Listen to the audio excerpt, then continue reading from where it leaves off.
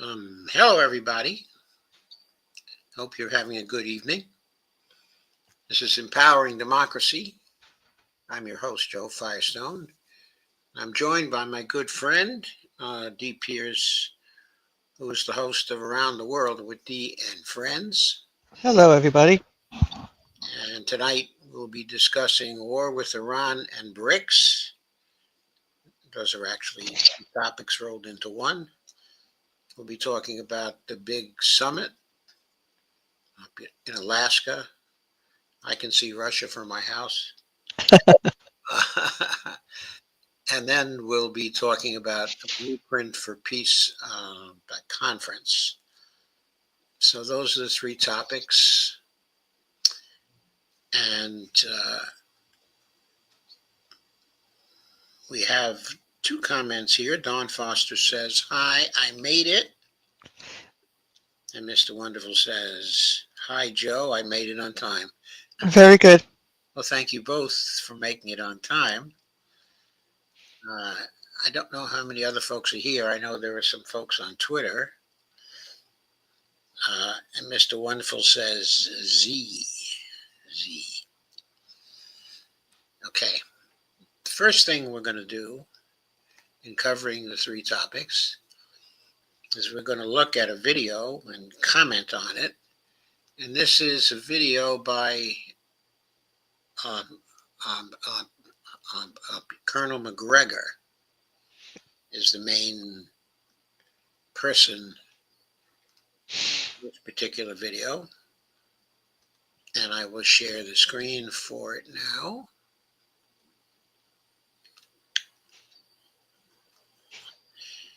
And this was a Judge Napolitano video.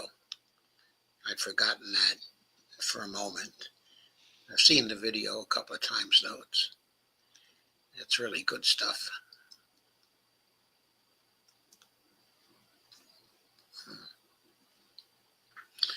So we start about 33 seconds in. Go to full screen here. Andrew Napolitano here for Judging Freedom. Today is Wednesday, August 13th, 2025. Colonel Douglas Mcgregor joins us now. Colonel Mcgregor, always a pleasure. Thank you very much. Let's start with Ukraine. What is the state of affairs on the ground, on the battlefield, as we speak, 2 days before the meeting in Alaska between President Trump and President Putin? Well, as you know, over the weekend, we had the largest strike to this point in the war launched by Russia against Ukrainian targets all over Ukraine. It was devastating. Now what we've seen over the last couple of days are major breakthroughs. And these breakthroughs are occurring largely because there's not much in front of the Russians anymore. So Doug is very good on this part because, of course, he was a military person of some note before he retired and began to write books. I think there's even one book he wrote before he retired. They're smashing their way through defensive lines that are largely unoccupied. Not completely, but in many cases unoccupied. And the interesting thing is to watch the Russians because they are nothing if not very, very deliberate and methodical. They move on an axis that is large enough to accommodate thousands of troops. It has good transportation, medical support, evacuation support, logistical supplies. But most important, on either side of the axis where they're moving, they have what I would call ISR dominance. That is intelligence, surveillance, reconnaissance from basically the smallest drone up to satellites. So they're controlling the area as they move forward. They don't have to be concerned about their flanks or the possibility that somebody may attack through them because all of these ISR systems are linked to artillery systems, rockets, missiles, and so forth. So I think that's a point of great interest, that Doug sees that, he emphasizes that. It's not something, a lot of people would tell us about. What I'm trying to say is that you have this picture on the one side of Ukrainian forces that are literally bled white, that are falling apart, not for lack of courage or any of that sort of thing. That's nonsense. It's simply impossible for them to mount an effective resistance against the on-rushing Russians. And then on the Russian side, you have this 21st century force, extraordinarily well-equipped, technologically savvy, essentially knocking drones out of the air with either electronic warfare or other means, and moving not at high speed, but fast enough that the opposing force has no chance of recovering. And right now, they keep talking about the so-called Azov formations. I guess there's something like four or five, 6, 7, 8 brigades left. I don't know what their strength is. It's probably not much. But these are the sort of diehard Nazis. They seem to be nowhere in the path of the Russians. I think they've beat a path elsewhere. So, well, there was some news today that 90% of one of the brigades with the Azov people in it had been totally annihilated by the Russians in just a few days. I'm not sure there's really much in front of the advancing Russian forces. So from a purely military standpoint, I would say this is the end of the war. Is it fair to say that Russia is close to achieving its military objectives in the war, if those objectives are the acquisition of the 4 oblasts?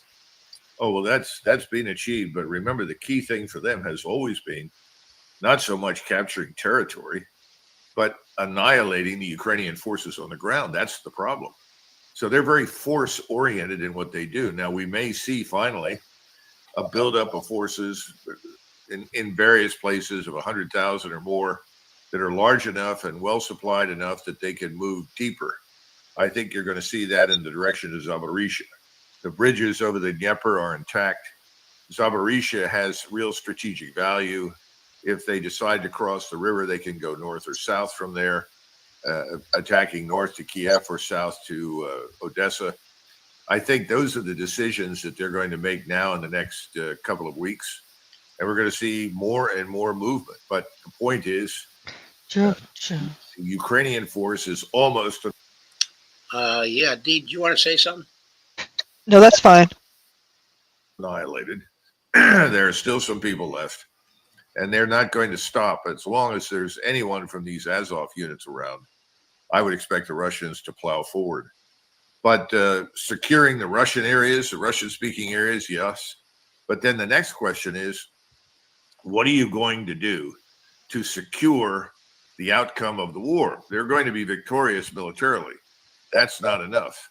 In other words, how do you come to an arrangement with somebody who is competent in the West that brings you the measure of security that you want? All of this has been about protecting Russia.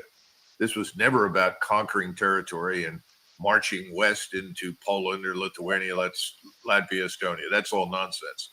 And I think that's on the back of people's minds right now in Moscow. Well, that brings us to my next series of questions, which brings us to Friday. I mean, how would you advise, in light of what you've just told us, how I wish you were there, but you're not, how would you advise President Trump? And what cards does he have to play when he meets with Vladimir Putin on Friday? Well, I think first we need to keep in mind, Judge, and we've talked about this before, there is no strategy per se. In other words, when the decision was made back in the 90s, we're going to expand NATO and keep pushing it. And ultimately, we will encircle Russia, and Russia will be compelled to join on our terms. This was the talk in the 90s. That was the talk, by the way, behind closed doors during the Kosovo Air campaign. We're going to go all the way to Moscow. This is going to change everything. But there was no strategy for it. It was kind of a wish list where people sit down and say, well, we really wish that Russia would fall apart. We really wish that Iran could be destroyed. We really wish, this kind of thing. But no strategy, no coherent way to get there.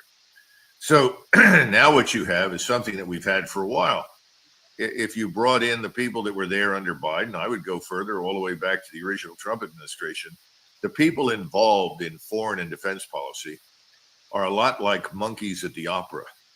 You know, you can take a group of monkeys to the opera and the monkeys will sit in the chair and they're fascinated by all the explosions and the sound and the fury on the stage. But the monkeys have no idea what the hell is going on the stage. Well, that's kind of what's in charge right now. And in the center of this mess sits Donald Trump. And Donald Trump is a brilliant marketer. He's a very successful. So, according to Doug Mcgregor, Donald Trump has brought a bunch of monkeys to the show, and they don't know anything. Advertising genius, I would say. He was a big success as a reality TV show host, but he knows nothing about Russia. He doesn't understand Europe. He doesn't understand where we fit in the world and where we don't. And so I can't imagine under those circumstances anything happening. What I do imagine is that the monkeys in the audience will yell and scream and holler, and there'll be excitement. But the Russians are just going to sit there and sort of shake their heads in disbelief that people like this represent the United States of America, because they're not going to see any evidence that anything we do or say can be trusted. And I think that's the final problem. There's no reason for them to trust us. And if you have no trust, no understanding, how do you get an agreement that's meaningful? So who has the most to gain and who has the most to lose over this meeting on Friday? Well, first, we've already lost.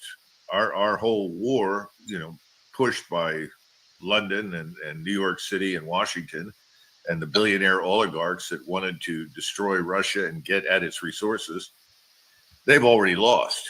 And I think, truthfully, most of them are now turning their attention to the Middle East. Oh, they'll continue to reinforce stupidity whenever they get the chance in Ukraine or anywhere in Europe. But I think there's a realization that this is over, that there's not a great deal that they can do. Trump is there because he wants, as we've discussed in the past, to win. In other words, you saw him with Azerbaijan and Armenia, the two leaders from these states who signed this piece of paper that allegedly will become a treaty. Well, there's no guarantee that the respective parliamentary bodies in those countries will approve this or confirm it. There's no evidence that we have the staying power right now as a nation to make any of it real. But that's irrelevant. What President Trump got was the opportunity to sit between them, hold up this document, and smile ear to ear and bill himself as the great peacemaker, deal maker. On the Russian side, it's very different. They know that they're in the driver's seat. They know that they have won. The question is, what do they want? And they know what they want. They don't want a hostile regime in Kiev. They want a government in Kiev that will be fundamentally neutral, divorced from NATO, and pose no threat to Russia. That's what they want. They're trying to figure out, how do we get there when there's no one in the West, particularly no one from this administration, who's really capable of delivering that. That's the problem. So they'll sit, they'll be polite, and there may be some discussions on the side, I think, about nuclear weapons. There may be an effort on our part, I hope, to suggest that we reconvene and go back to the INF Treaty and look at what we can do to salvage some of the things in there and sort of reduce the nuclear danger, get these nuclear weapons that were just flown into England out. I think those kinds of things could be discussed. Somebody said something about the Arctic, but the problem is, if you're going to try and achieve anything in the Arctic, you've got to get everybody who has Arctic coastline to a conference. And I'm sure that's what President Putin would say. We're comfortable with where we are in the Arctic right now. But if you want to change something or you want to codify something, you've got to bring everybody in. In other words, what the Russians are is methodical. They're methodical. They've prepared. These are professional diplomats and soldiers. They know what it takes to arrive at a real serious agreement. They see no evidence for that whatsoever in the American camp. There has never been anything like that now for at least 2 decades. Before we or after A fact which Doug Mcgregor is very angry about, constantly angry about that. I think it motivates a lot of what he does and what he says. As we transition into what I want to discuss with you about whether or not the Israelis and Americans are contemplating another war against Iran. Is there any country in the world besides Israel that uses its military deliberately to target, hunt down, and murder journalists? Well, you're asking the wrong guy. That's an area about which I know very little. I don't know. There could be, but certainly the Israelis win first prize at this point. 2 months ago, President Trump embraced the ISIS leader that he refers to as the president of Syria, notwithstanding there's no democratic process there, and notwithstanding the horrific background of this person, Mr. Al-Jilani. Yesterday, Al-Jilani asked the Russians to help him resist the imperialistic tendencies of the Israeli military. Where is this going? Well, it is very odd. I mean, after all, this is the man that President Trump embraced, said was a fine fellow and a very smart man and all this kind of nonsense. He's obviously a criminal and a mass murderer. He now wants protection from the mass murderers that are attacking southern Syria. He's ostensibly turned to the Russians. The Russians are interested in that strip of territory that is controlled right now by their forces and the Alawites, the people that were dislodged from power in Damascus. And that's on the Syrian coast, the Mediterranean coast. They're interested in that. That's what they want to retain. I don't think the Russians are particularly interested in patrolling in support of Jolani and others like him in any sort of conflict against the Israelis. That doesn't mean they love the Israelis. It doesn't mean they're the enemies of the Israelis. I'm just not sure that's something that the Russians would want to become involved in.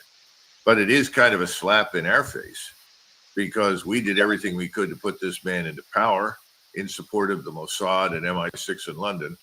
Now, all of a sudden, our biggest ally, our greatest ally, is interested in absorbing as much of Syria as possible through the Druze and the Kurds, and he's calling for help and assistance.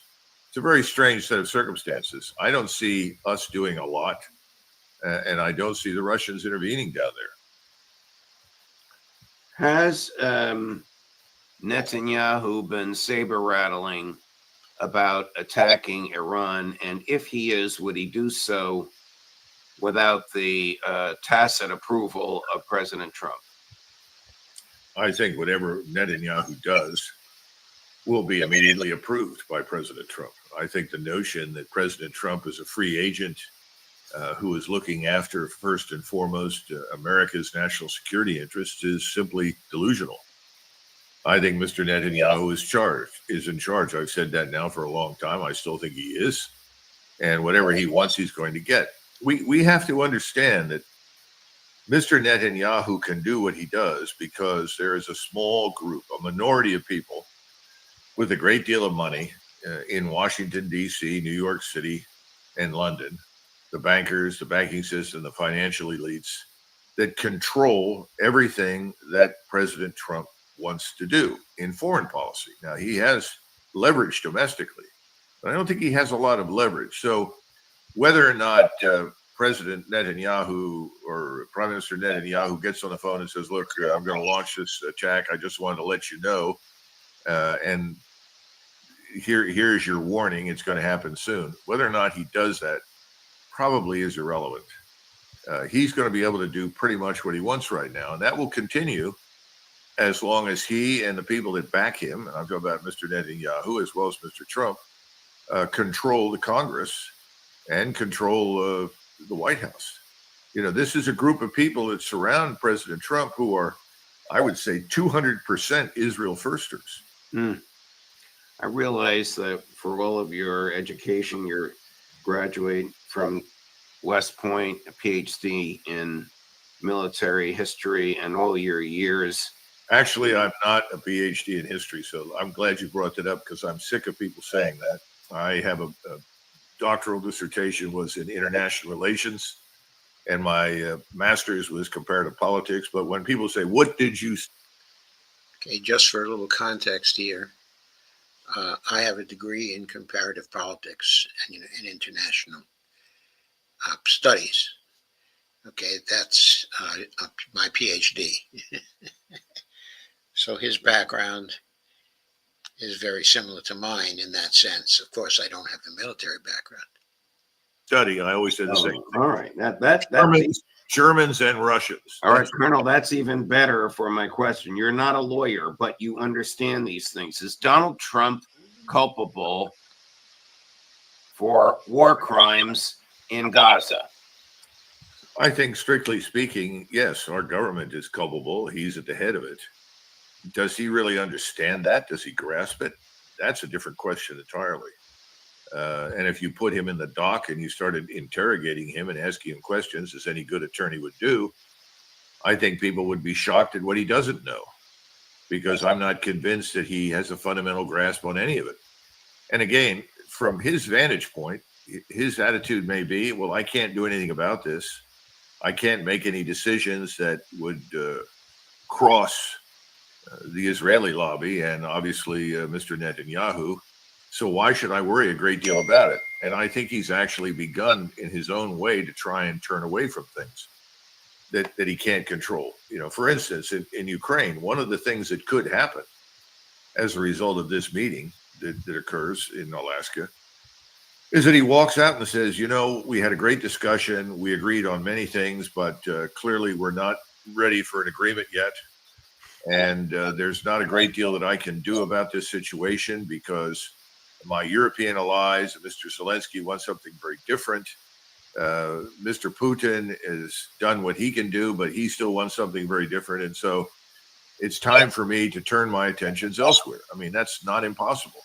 Now, some people will say he can't do that. Well, in reality, the government that he has right now is already on autopilot. In other words, the foreign and defense establishments, they're really on autopilot.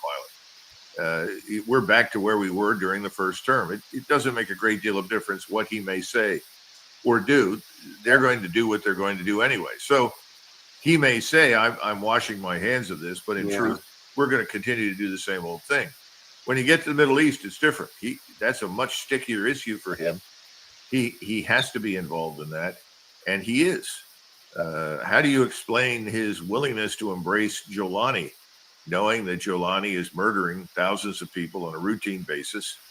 How do you embrace Erdogan, who is a big backer of all of this? How do you embrace the people in Azerbaijan, this Aliyev regime?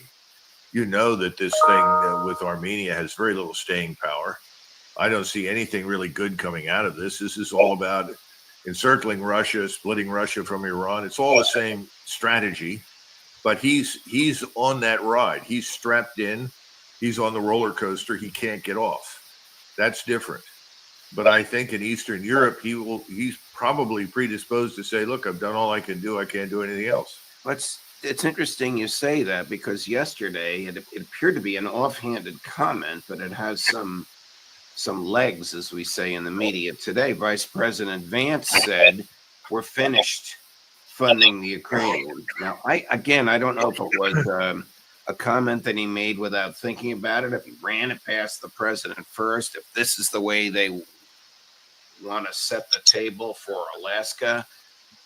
I don't know. At the present time, we are continuing, as I understand it, you may correct me if I'm wrong, to supply them with the military equipment at the same pace and levels we did under Joe Biden and had been in the past 8 months, and that the Vance statement was an outlier. What do you think? Well, you say at the same pace. I don't think that's possible because we simply don't have the ammunition, the missiles, the rockets, and so forth, the equipment to send. So I wouldn't say at the same pace. The promises are there. You're still talking about billions of dollars of equipment that people are promising the Ukrainians. And I think there's an increasing awareness that this stuff will never arrive because the Ukrainian government and this Ukrainian state itself will collapse long before that. I mean, that's the reality. That's why I'm saying it may not make any difference to Donald Trump what J.D. Vance says publicly about anything. He may take the view of, well, let's make virtue of necessity. instead of allowing people to know that we have failed. He's tried routinely to blame Biden for everything, but he's taken ownership and is very much part of it now. So instead of saying we failed, the war is over and we've lost, we'll just say, well, we're finished with this. We're not going to do that anymore. It's all meaningless. It doesn't matter. None of these people are telling the truth. Everything is for shock and awe, political shock and awe. And remember, the base that's sitting out there that voted for him, they're waiting for evidence that he's going to do any of the things that he said. And that's the problem for him in foreign and defense policy. He can't. He just doesn't have the maneuver room. So fine, let J.D. Vance say anything he wants. And I don't think anybody's going to pay much attention to it. All right, let's look at the flip side of what Vance said and of the, as you point out, decreasing pace at which we're sending military gear. Are we dangerously low ourselves, Colonel? Oh, absolutely. And I think to some extent you had Colonel Astor who came on. I don't know if he pronounces his name Astor or Astori. I think it's Astor. He was brilliant and terrific, and he's a big fan of yours. Yeah, well, he's right. And everything he said is spot on. He's not the only one. I mean, I talk to people all the time that are on the inside that just are worried sick that we'll push ourselves into a confrontation with the Russians or the Chinese or Iranians or somebody without understanding that, after 3 or 4 days, you're out of ammo. What are you going to use in response? There's also a greater sensitivity to the recognition that the situation inside Iran has changed. The air defenses are far, far more rigorous and integrated now than they were previously. The Russians have been in there working very hard to help the Iranians so that if Mr. Netanyahu does launch another attack, which I think is inevitable, I really do. I think it'll happen probably in September, but it could happen earlier. Whenever Mr. Netanyahu gives a speech and he addresses. So there it is, a prediction which is pretty flat. That, though it could happen earlier, it'll probably be in September. But he has more to say on that. Says the Iranian people, he tells them, we love you, we're your friends, just overthrow this heinous regime. Another attack is coming any day. Yeah. So I think and he gave a speech like that just 2 days ago. Right, exactly. So I think that's coming. It doesn't matter what we want or anything else because Mr. Netanyahu is in charge, so that's going to happen. And I think Astori is absolutely correct in everything that he said. And yes, we are dangerously low. And again, this is something that people that I know in the defense industry have talked about for years, and nobody ever pays attention to it, Judge.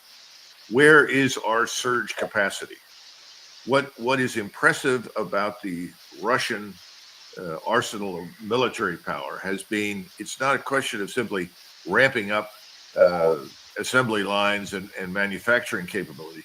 It's the ability to ramp up quickly and dramatically, decisively, so that instead of producing 600 widgets every week, you produce 2,000. Well, we're still producing 600 a year. And we should have, if we were serious about any of this, gone to something in the neighborhood of about 6,000 a year. But we haven't. And as long as we persist in the illusion that we are this great, invincible, invulnerable, unchallengeable superpower, but at the same time do nothing to support that myth, we're going to be embarrassed at some point. It's coming. It's inevitable. The emperor in Washington doesn't have very much clothing, Judge. Colonel Mcgregor, thank you very much, my dear friend. Thank you for letting me flip-flop across the board on these various hotspots. I will see you Saturday. Right. And I very much look forward to it, where you, Professor Sachs, Anya Parampil, and her less attractive half, Max Blumenthal. Hey, listen, Max is a hero. Come on. Yes, Max He's is a great. hero, and I love to bust his chops. The four of you will be on a panel, and I will be questioning you. Unfortunately, we have 25 minutes for the four of you, as opposed to 25 minutes for each of you. But I will do my best to keep the conversation going. The audience will love it, and it will be live streamed right here. Good. Thank you, Thank Colonel. you. See you Thank you. Saturday. Safe travels. All the best. Same. Okay, and we'll be covering their performance at the conference, later on, in the show. I did want to make the point, though, that it's obvious that Doug is thinking with respect to Iran is that there will be another war. It would likely be in September. But within 3 days, we're going to run out of the material to fight that war. So we, and the Israelis, because if we don't have any weapons, then we don't have anything to give to the Israelis. But what it implies is that he thinks that we and the Israelis are going to get a shellacking. And I think that's right. That's what's going to happen. If Trump foolishly gives way to Netanyahu and joins him, in attacking Iran, both Israel and ourselves are going to get quite a shellacking. And I think that shellacking will be serious enough that it will call into question our whole position on the inside of West Asia. It's really a coming disaster for us, I believe. So, have you any comments on that, Dee? I've been hearing more and more because I'm listening to different people, and it's just Netanyahu is set. He is set. His right wing, they're set on going after Iran. I think they are set. It's crazy. It's maddening when you think about it. It is maddening, and it's we sit here and don't appear to be able to do anything about it. We know it's maddening. We know that we are likely to get a shellacking, and probably it will be such a tough one that we will be out of the Middle East, or West Asia, as I referred to it before. Anyway, that's what I think is going to happen if we do go in. So Steve G2 says it's now illegal to desecrate the Israeli flag in the United States. Well, you mean you cannot burn the Israeli flag? No, you can't. No, I saw that. There was a judge that ruled on that. So you can burn the American flag, the USA flag, but you can't the Israeli flag. The Israeli flag is the only flag that you cannot burn. So I'm sure there's going to be appeals with that. Okay, there'll be appeals. That's ridiculous. Of course, there are so many ridiculous things going on. I can't believe it. Okay, Evelina says hello. Steve says, Stephen Wolfbrand says, hello, everybody. Steve G2 waves. Steve Wolfbrand says hello. Joe Logan says hello, people. Mr. Wonderful, at Steve Wolfbrand, at Steve G2 cheers. They say hi, Mr. Wonderful. Steve G2 waves to Mr. Wonderful. Steve G2 says, anyone know what the Putin printer files found is about? No, I'm afraid I haven't come across that yet, so I don't know what it's about. Joe Logan says, now we're talking about Russia and Ukraine again. It ever stopped, but they're doing that to take our eyes off of Israel and Palestine. There's money involved. That's why it's still happening in both places. Trump is not smart. He has smart people working for him. Anyone who talks off the top of his head like Trump is not smart. He has smart people working for him. I believe Iran has some allies that will join with Iran if America gets too bold. I think so too. I think they're pretty big fellas too. Joe Logan said, sorry about mistakes. I got big thumbs. Oh, you're using thumbs on your phone? I never learned how to use thumbs on my phone. It just seems that it can't possibly be accurate. Steve G2 says, how many wanted international war criminals have now visited the U.S.? I can't answer that question, but I can't answer even another one, like how many international war criminals are now living in the U.S. That's another question. Joe Logan says, banking, oil corps, and other corps are backing these wars because there's money. Trump is stupid. America should quit sending money to Israel, especially as the money is American tax dollars. There's no such thing as spending tax dollars, Joe Logan. It's not a thing. Yeah, there's American money spent. In other words, money that was created by our government. But there are no tax dollars being spent because when the tax dollars are deposited by the Treasury at the Federal Reserve, they are destroyed in the settlement process. So we don't talk about tax dollars here because we think tax dollars are a lie. Joe Logan says they're all liars. That's why I call them politicians. There's plenty of ammo. The weapons manufacturers are always making weapons. No, I don't think there's plenty of the kind of ammo that we need to supply the Israelis with. Because I think our weapons manufacturers are really not very efficient. They are nowhere near as efficient as the Russian weapons manufacturers are.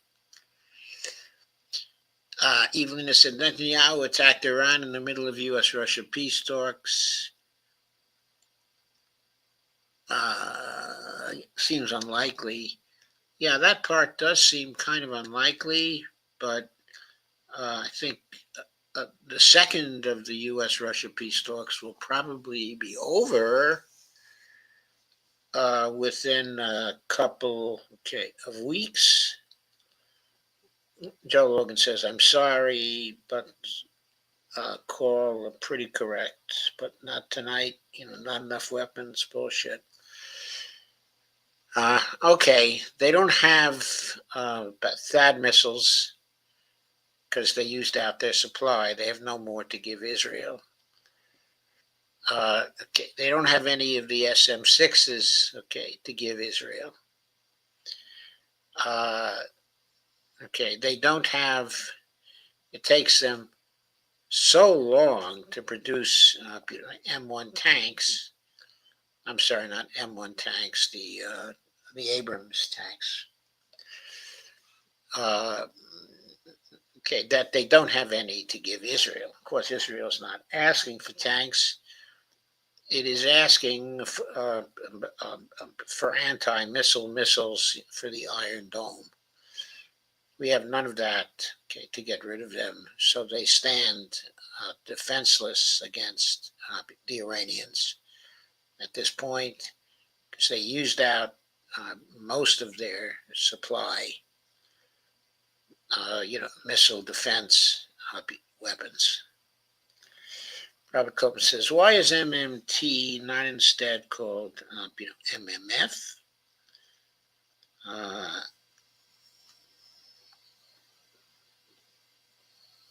Well, I'm not sure what you mean, by MMF, but I'm sure you'll tell me. The reason why MMT is called that is because some people who were following the original research by the MMTers decided to, name it in that way, and the name stuck. But none of the MMTers themselves are really responsible for that name. It's a name that was used and that became popular because the users liked it. The MMTers themselves would probably prefer either modern money theory or modern money facts, which, would be MMF. Now I think Robert is saying,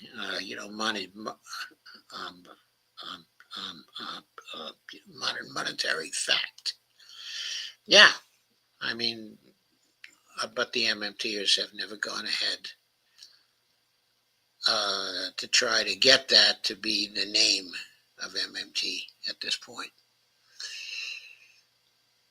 Separate issue. Let us move on to our second piece for tonight, which is a piece by Pepe Escobar. Would you like to read that, Dee? Yes. Okay. I think it's a great piece. A lot of fun also. Yeah, he's good. Our buddy Pepe. Okay, let me enlarge the screen here. Okay. Okay. Pepe Escobar. Bear, dragon, elephant, toucan, nightingale stare, down, Goldfinger. Okay. So we have their nicknames for everybody. So Okay, so August 13th he wrote this. yes, he did a few days back. And there's little Trumper. Yeah. And there are the BRICS nations, okay, depicted on the screen. Okay, you notice there is Russia, there is China, there is India, Brazil, South Africa. Okay, these other countries here are countries, okay, that are interested. The green countries, okay, are applicants, except Ethiopia. Okay, this chart, okay, is a little bit dated because Iran is now a full member of BRICS. Egypt is a full member of BRICS.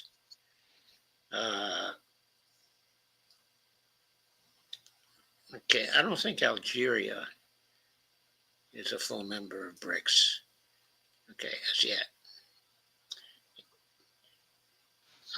But Ethiopia and Iran are, and there are a number of other full members. The state of Indonesia, for example, is a full member of BRICS now. Okay, I think Malaysia is a full member of BRICS now. If you look at the full members now, there are some, there may be 13 or 14. Oh, and also, by the way, Mexico has, supposedly just joined. Okay, but even without Mexico, the population of the BRICS nations, okay, is now a majority of the world. Of course, it's all about Alaska. Here's what's in play. Oh, I'm sorry. Okay. Of course, it's all about Alaska. Here's what is in play, but it's the shadow play that's even more exciting. Of course, it's all about Alaska. Here's what it's in play, but it's the shadow play, again, that's even more exciting. Across the world, for those who grew up in the Cold War swinging 60s, the temptation is irresistible to cast Donald Trump as Goldfinger. But who would play Oddjob Hegseth? Goldfinger, after all, is a powerful, ruthless gambler. His 21st century motto would be, quote, obliterate and plunder. In fact, sequentially, an orgy of obliterating and plundering if the occasion presents themselves. Everything subjected to the search for the golden deal. My way, the only way. Yet now it's possible that Goldfinger may have met its appropriate collective match.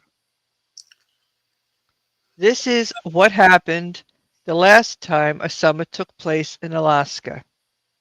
In this particular case, US-China in a shabby hotel in Anchorage that shook the geopolitical chessboard to the core. Trump, Putin might, but only under quite specific conditions. There's only one realistic, optimal endgame for Alaska, a joint declaration of intent, pointing to follow-up, as in the next meeting to be held in Russian territory, a sort of starter for the long and winding road towards a real reset of US-Russia relations, including a possible settlement in the proxy war in Ukraine.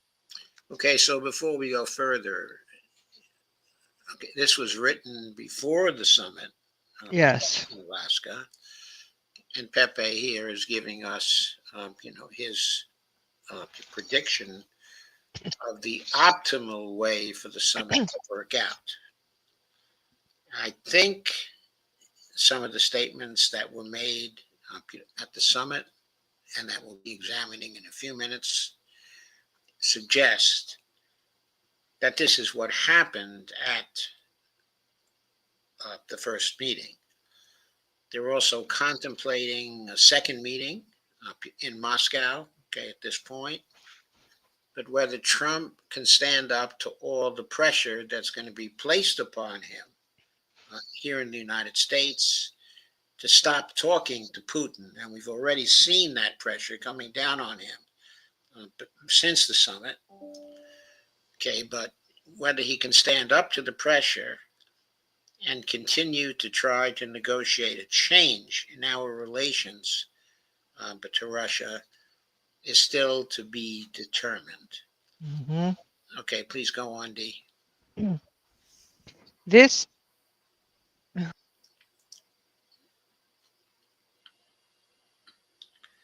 Okay, I think where you're at is essentially.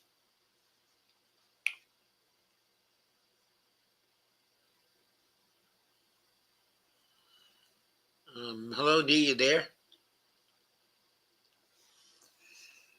Dee seems to have. Oh, her mic is, muted. okay, for some reason my mic muted. Okay. Essentially, they may agree to keep talking, yet what really matters is what may be implied by the promise. Goldfinger refrains from imposing secondary sanctions on Russia's partners. That will constitute a tremendous BRICS victory, Iran included. Actually, two strategic allies of Russia would be excluded, Iran and the DPRK. Yeah, which of course is the North Koreans. Okay, but to make a comment here, when Trump was asked a question, concerning imposing secondary sanctions on the partners, okay, of Russia, when he was asked that question after the summit, he said to the reporters who asked the question, that ship has sailed. So right at the moment, he's not contemplating any secondary sanctions, which is probably a very good thing, because if he were to do that, it would be a disaster for the United States. All of the major BRICS states have come together and have said that they will defy any secondary sanctions by the United States. The key player there, okay, is India. But India, was joined by the Brazilians, and of course by Russia and China. Secondary sanctions are going to fail. Mhm. Please go on. BRICS are actively building a coalition to stare down Goldfinger. The key players are bear, dragon, toucan, and elephant, all four original founders of BRIC. Okay, the toucan, of course, is the representative of the Brazilians. The elephant is, who's the elephant? The bear is Russia, the dragon is China.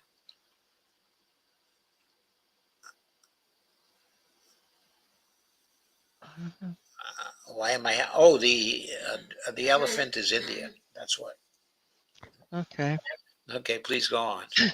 Nightingale should be added later, as it is linked via geopolitical, geoeconomic, strategic partnerships with bear, dragon, and elephant. Okay, I think the nightingale is Iran. When it comes to the Alaska nitty-gritty, the top bear needs to consider all the ramifications of what is imperative for the Russian general staff and the vast intel apparatus in Moscow. Unless Goldfinger minions stop weaponizing and providing precious intel to Ukraine in all its forms, the mythic quote ceasefire that Goldfinger and the pack of toothless chihuahuas in Europe desperately want will be just an intermission to allow Ukraine to rearm to the hilt. That's a tough call for the top bear.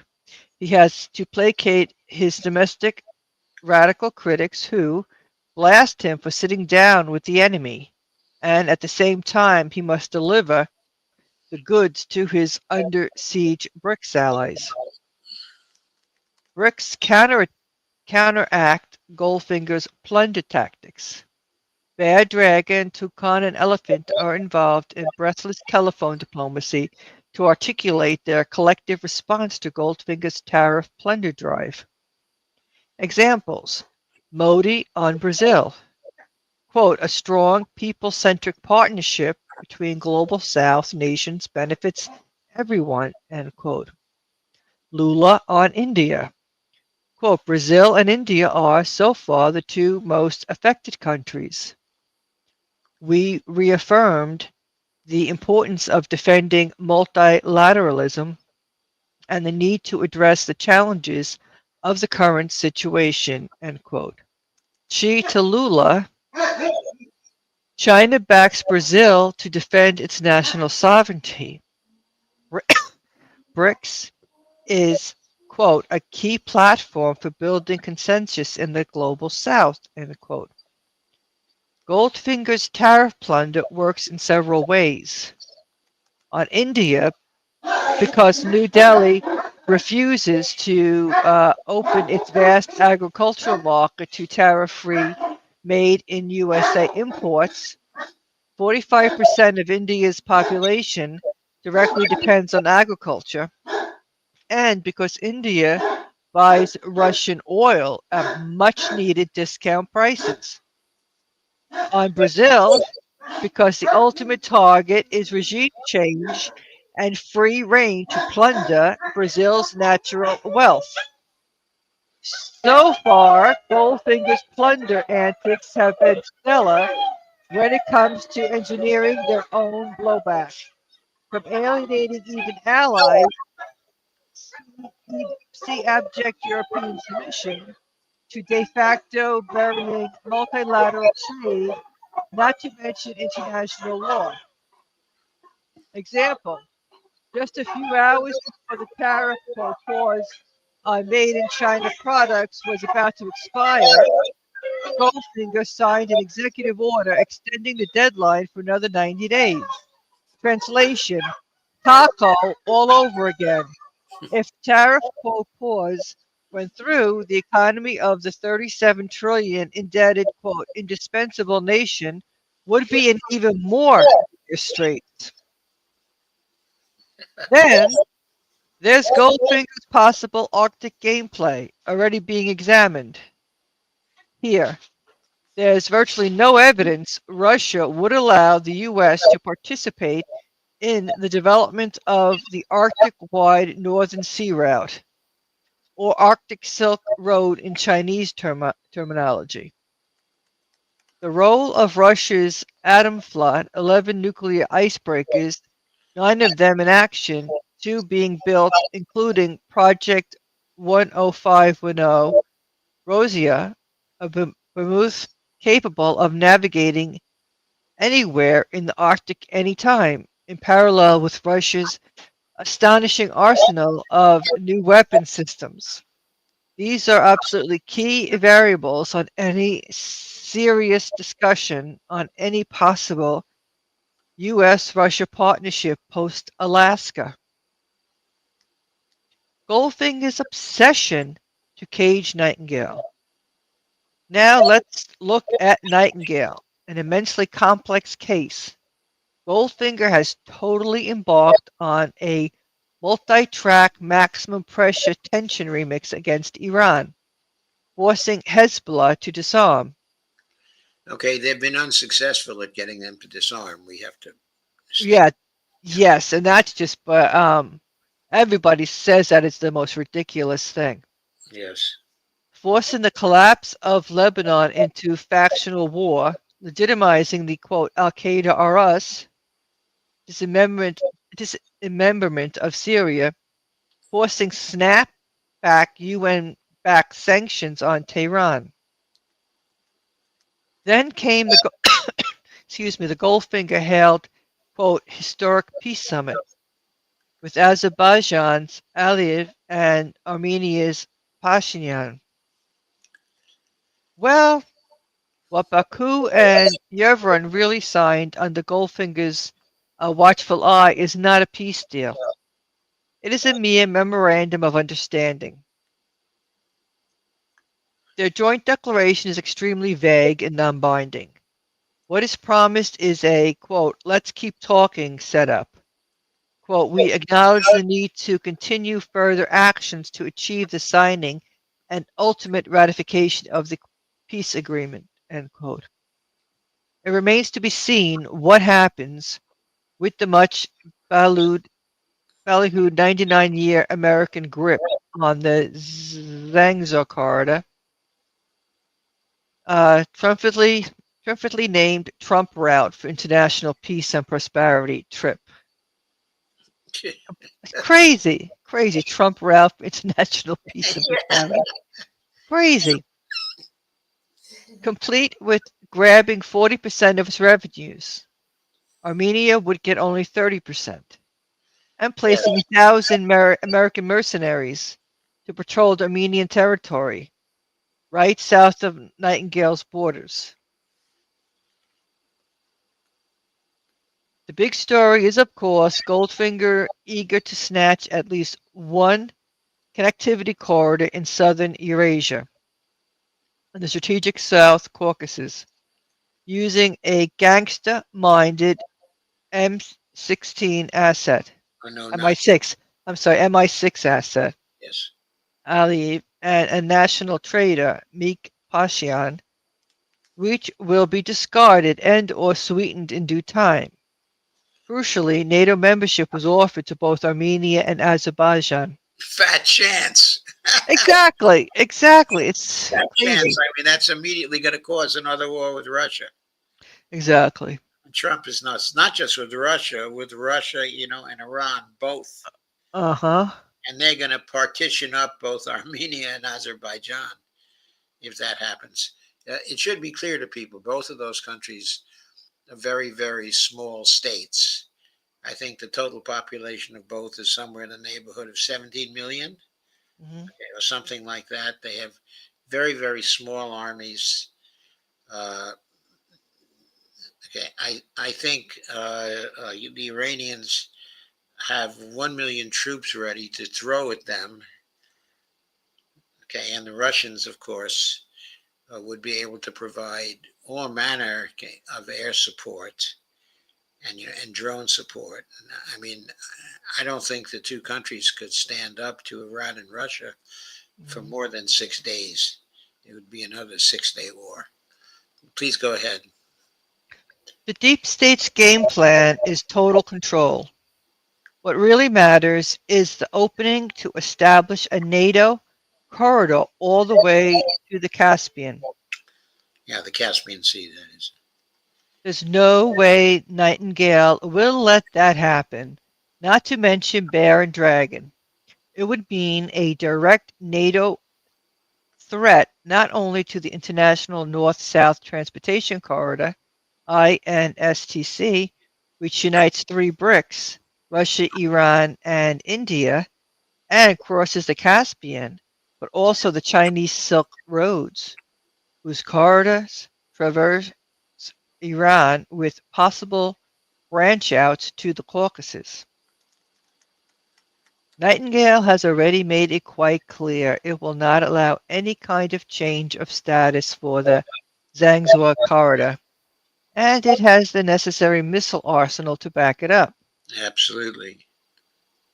IRGC Deputy Commander Yadla Giovanni, Iran, quote, will not allow an American corridor on its border, end quote. So did you hear that, Mr. Trump?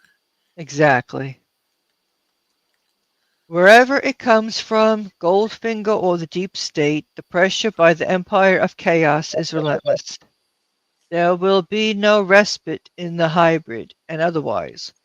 Wars on BRICS, especially on the new Primakov Triangle, IRC, as in Russia, Iran, and China. Alaska, in principle, should be about a reset of all U.S.-Russia security matters, geopolitical, commercial, military, with Ukraine being just a subset. That will be a major stretch. It's hard to imagine Putin being able to impress on Trump on the same table the finer points of NATO-US ceasefire plots to undermine, harass, and destabilize Russia. The most probable outcome is that the proxy war and the SMO will keep rolling on, but with the deep state making extra bundles of euros by selling tons of weapons for NATO to dispatch to Kyiv. But even without the promise of a new serious US-Russia security architecture, BRICS may still stand a chance to snatch a victory out of Goldfinger's latest photo op. I guess I have to say that I think a victory for the BRICS states up there is practically guaranteed. I mean, I can't see that the United States would be able to hold on to a corridor with 1,000, okay, of the U.S. troops. They would be sitting duck for Iranian missiles and Russian missiles. And after all the devastation is created by those missiles, of course, the Iranians uh, uh, would have 1 million troops to send in there, to back it all up. And I don't see how the Armenians and the Azerbaijanis would be able to resist. It's impossible. So I think BRICS is going to snatch a victory out of Goldfinger's latest Mm-hmm. photo op for sure. I don't think it may still stand a chance. I think the possibility of victory there is all but certain. So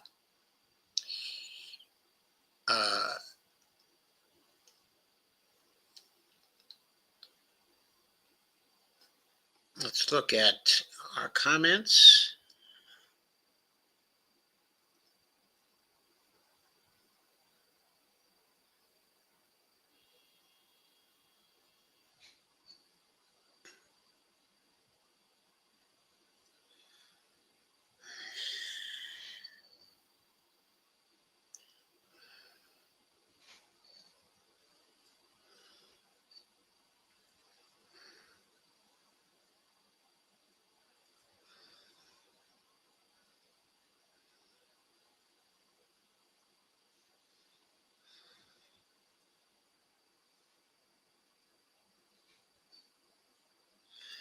Joe Logan says, I'm ex-military, have been inside two American armories. They are full. always. Joe, they may be full of, small weapons, but we're talking about some, serious alternatives here. You have to remember that uh, there are only 440,000 troops or so that are in the army right now. You also have to remember that I don't think we're going to empty out the armories in this country in order to support Israel. I think we're just, I'm not going to do that. And I don't think those kinds of arms, are what Israel actually needs right now. What they need, are, heavy armaments, more jets, and especially, anti-missile missiles for missile defense. And you don't see those in the armories, Joe. Evelina says U.S. should stop send money to Israel to commit a genocide, period, tax dollars or not. I completely agree, Evelina. Anybody ever heard of the Dark Eagle, which is supposed to be a hypersonic missile that the United States just tested? Yes, I've heard of it. I know it's going to be deployed in Europe fairly soon. When it's deployed in Europe, look for attacks, from the Oreshniks to wipe out the Dark Eagle sites, because I think that's what's going to happen. I believe the Dark Eagle is a slower hypersonic missile compared to the ones the Russians have, and compared to the ones also the Iranians have even, and compared to the ones the Chinese have. The Dark Eagle is on a first effort, in this area. It is overdue, it is too little, and it is too late. And it still has to be manufactured. And if they can produce only hundreds of THAADs per year, how many Dark Eagles do you think they're going to be able to produce? The Russians have thousands of hypersonic missiles right now. The Iranians have thousands of hypersonic missiles right now, and the Chinese have thousands of hypersonic missiles. Evelina says, tax dollars or not be the main consideration. Steve G2 says, I tried to get him to call it technologies. I don't know if that would really be descriptive of what's going on, because I think the facts and the theories are much more prevalent than technologies right now. Evelina says should not be the main consideration. Steve G2's update. Someone left summit details and hotel printer. Oh, I see. Thank you. Joe Logan, if you are not ex-military, there's not a chance you have a clue as to how many weapons America has, bullets, missiles, and so much else. They even have small drones that fire bullets and a couple of small missiles. Look, I might not be a military expert myself, but Scott Ritter, Colonel Mcgregor, Colonel Davis are all military experts, and they all say they have their fingers on how many missiles of each type can be produced right now by the United States each year. And they all say we're running out of missiles to supply Israel with and to supply ourselves with. And that is the reason why we broke off the attacks on the Houthis. Because we didn't have we didn't have the missiles necessary to defend our carriers against the Houthis' attacks, and we didn't want to lose any carriers. And by the way, Scott Ritter and Colonel Mcgregor, and Colonel Davis are much more qualified as military experts than you are, Joe Logan. Robert Coleman's China's going to build a new dam that will stop water from going into India.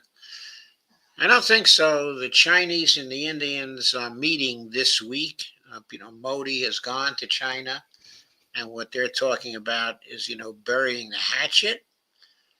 I don't think the Chinese are going to build any kind of new dam that's going to stop water from going into India. That would undermine BRICS, and China and Russia are absolutely at the center of BRICS and making BRICS a success. Evelina says, Dr. Joe bases conclusion on info from military experts features on his shows. I think you may have missed some episode. Evelina Pont, they don't care about us or our opinions. Why do you think they keep doing what most of us don't approve of? Because the government corps work for other corps and not us. Evelina Pont, I'm ex-military, for a fact through experience that Joe is not correct. Don't know where he gets his info about we're lacking in weapons. I've been in American armories and they are full, and all militaries are well armed. Being inside of militaries doesn't give you knowledge of what weapons are available to send to Iran and to send to Israel, and to send to any of our other allies, including our European allies. It is a general understanding right now that we cannot supply the weapons that we will promise to the Europeans to continue the war over there. That we have no prospect of supplying those weapons in any reasonable time. It's common knowledge among people who are commentators in this area now, Joe Logan. You're just completely off base. You could go to 15 armories and you still wouldn't have the knowledge about what we can actually supply to the European nations for them to continue fighting inside of Ukraine, or what we can supply to Ukraine, or what we can supply to Israel. Literally, you know nothing about that, and you need to just admit it. Visits to armories will not give you that kind of knowledge. You need to read some articles from military experts. Robert says the new dam is the Matu Dam in Tibet, which will cost $165 billion to build. Joe Logan says Trump has Trump Towers in Israel. So what? So what? Why is that relevant, Joe? Evelina Pont says, don't see why a partnership on the Arctic between Trump and Putin cannot be achieved unless there is strong opposition by certain sectors, but which ones? I think the issue there, Evelina, is what can the United States offer to Russia in that area? In other words, what do we have to offer? We've not been doing much, in the Arctic area. As I understand it, we don't have a fleet of icebreakers. And we don't have that much territory in the Arctic also. What is it? It's Alaska. That's it. I think Canada has more territory than we have in there. And Matzerot says, until Jews denounced the satanic Talmud written in the 6th century that encourages pedophilia and lying to and stealing from non-Jews, the world will never see peace. I'm not going to comment on the satanic nature of the Talmud. As a young man, I did study some of the Talmud, and also the Mishnah. And I didn't see anything in it that encouraged pedophilia. So I don't know what the hell you're talking about, but I'm no expert on the Talmud, and I don't really care about it either.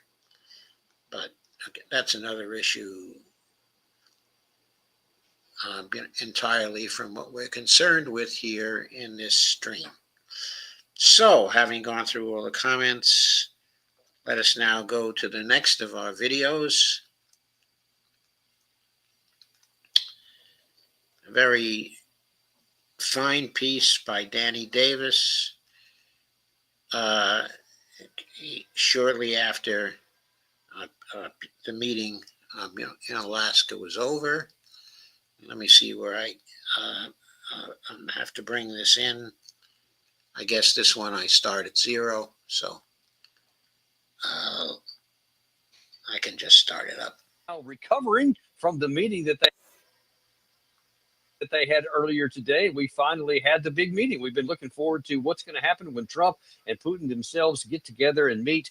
We've been speculating on all kinds of things. Well, now we have some actual commentary from the two to try to figure out what actually did happen. Now, there's not a whole lot of answers because neither men took any questions during the press conference. But Trump had said before this thing started that if it goes short, if it's quick, like I'll know within 2 minutes, he said, if there's going to be a productive meeting or not. And he said, if it's short, then I'm just going to give a solo press conference. But if it goes longer and it's a joint press conference, then that's going to be a good sign. Well, that's what happened. It was 3 hours was the meeting that they had together. And the two sides did have a joint press conference. Both men made a short commentary. It wasn't a whole lot by either, but there were some things that were said. And I think that we can at least have an educated guess as to what may have been happening behind the scenes and can give you a kind of a decent idea about what may be coming next. Now, as you're seeing there on the screen, those were some of the visuals that happened before the meeting began. You had this really lengthy red carpet. It was kind of interesting. This is on a U.S. Air Force base in Alaska. And Putin seemed really happy at the beginning. In fact, the two men looked almost like old buddies kind of getting together. And I know that's not going to play well in Ukraine. He's certainly Trump is going to be pillared in many outlets in the United States because he always has that reputation of cozying up to dictators, etc. Listen, I mean, we just got to say this. If you want to hold up the sample of what not to do, look to the Biden administration. They refused ever from the time the war began until he left office to even talk to Putin, much let alone even try to find a negotiated settlement. And people can say Trump is talking to dictators, he's whatever term you want to use, but he is talking, and he's making us, for the first time since this war broke out, to actually have a legitimate shot at having it ended. Now, we'll see if that ends up being successful or not. But President Trump deserves credit for giving it his very best, because he is literally the only Western leader on the planet that is actively trying to bring the war to an end. And I can just tell you from some sources I have in Ukraine, whatever Zelensky may say at the official level, and certainly many of the others in Ukraine that do want the war to continue on and don't want to give in to anything, there are a significant number of people at all levels, from the government officials all the way down to regular people, that just want the death and destruction in the war to end. So I think that privately, a lot of them will be hopeful, but as we're going to see, it's a little too early for celebration. It's a little too early to say anything definitive from this, but it is a chance to say something. So let's take a look first. We're going to look at a number of things that Vladimir Putin said, and then we're going to look at what President Trump had to say and see if we can figure out where it's going next. First of all, President Putin said, I think one of the most important things of this whole press conference, it's still the root causes. We're convinced that in order to make the settlement lasting and long-term, we need to eliminate all the primary roots, the primary causes of that conflict. And we've said it multiple times, to consider all legitimate concerns of Russia and to reinstate a just balance of security in Europe and in the world on the whole. And I agree with President Trump, as he has said today, that naturally the security of Ukraine should be ensured as well. Naturally, we are prepared to work on that. I would like to hope that the agreement that we've reached together will help us bring closer that goal and will pave the path towards peace in Ukraine. We expect that Kiev and European capitals will perceive that constructively and that they won't throw a wrench in the works. They will not make any attempts to use some backroom dealings to conduct provocations to torpedo the nascent progress.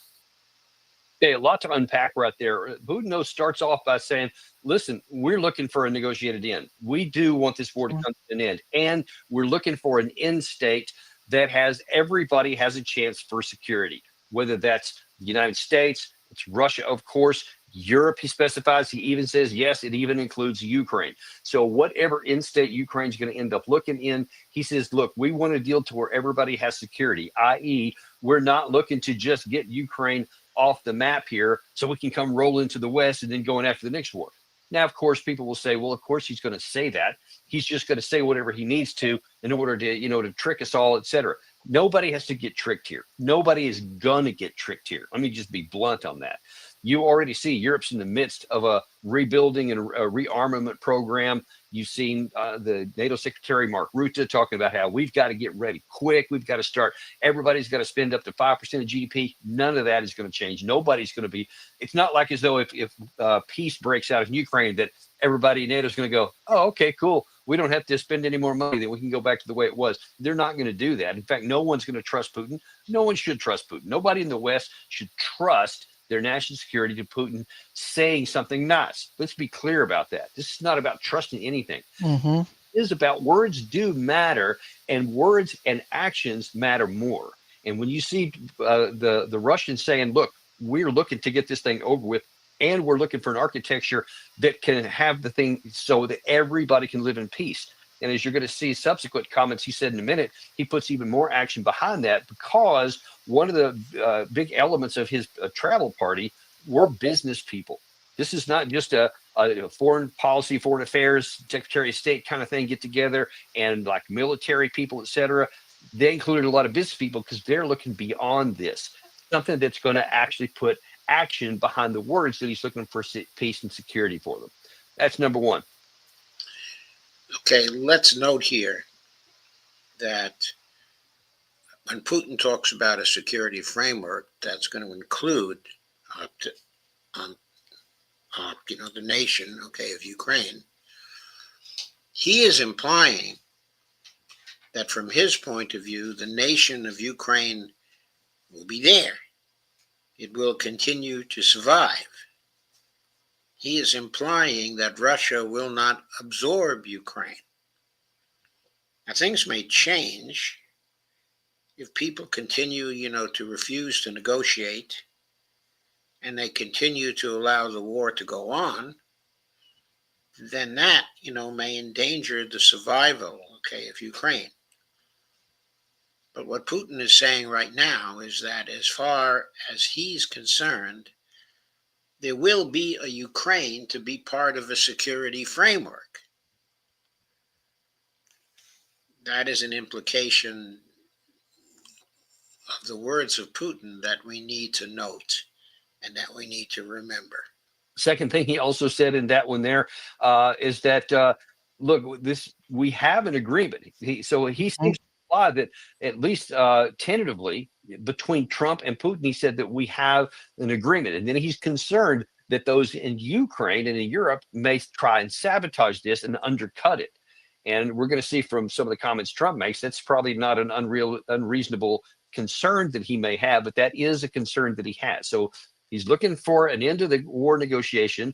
It's going to have the root causes. So don't think this is going to be pretty for the Ukraine side. Nothing basically has changed since June of 2024, when Putin very clearly articulated exactly what it was going to take. It was reiterated at the second Istanbul meeting in July, where he had those 12-point peace plans. None of that, I'm sure, has changed.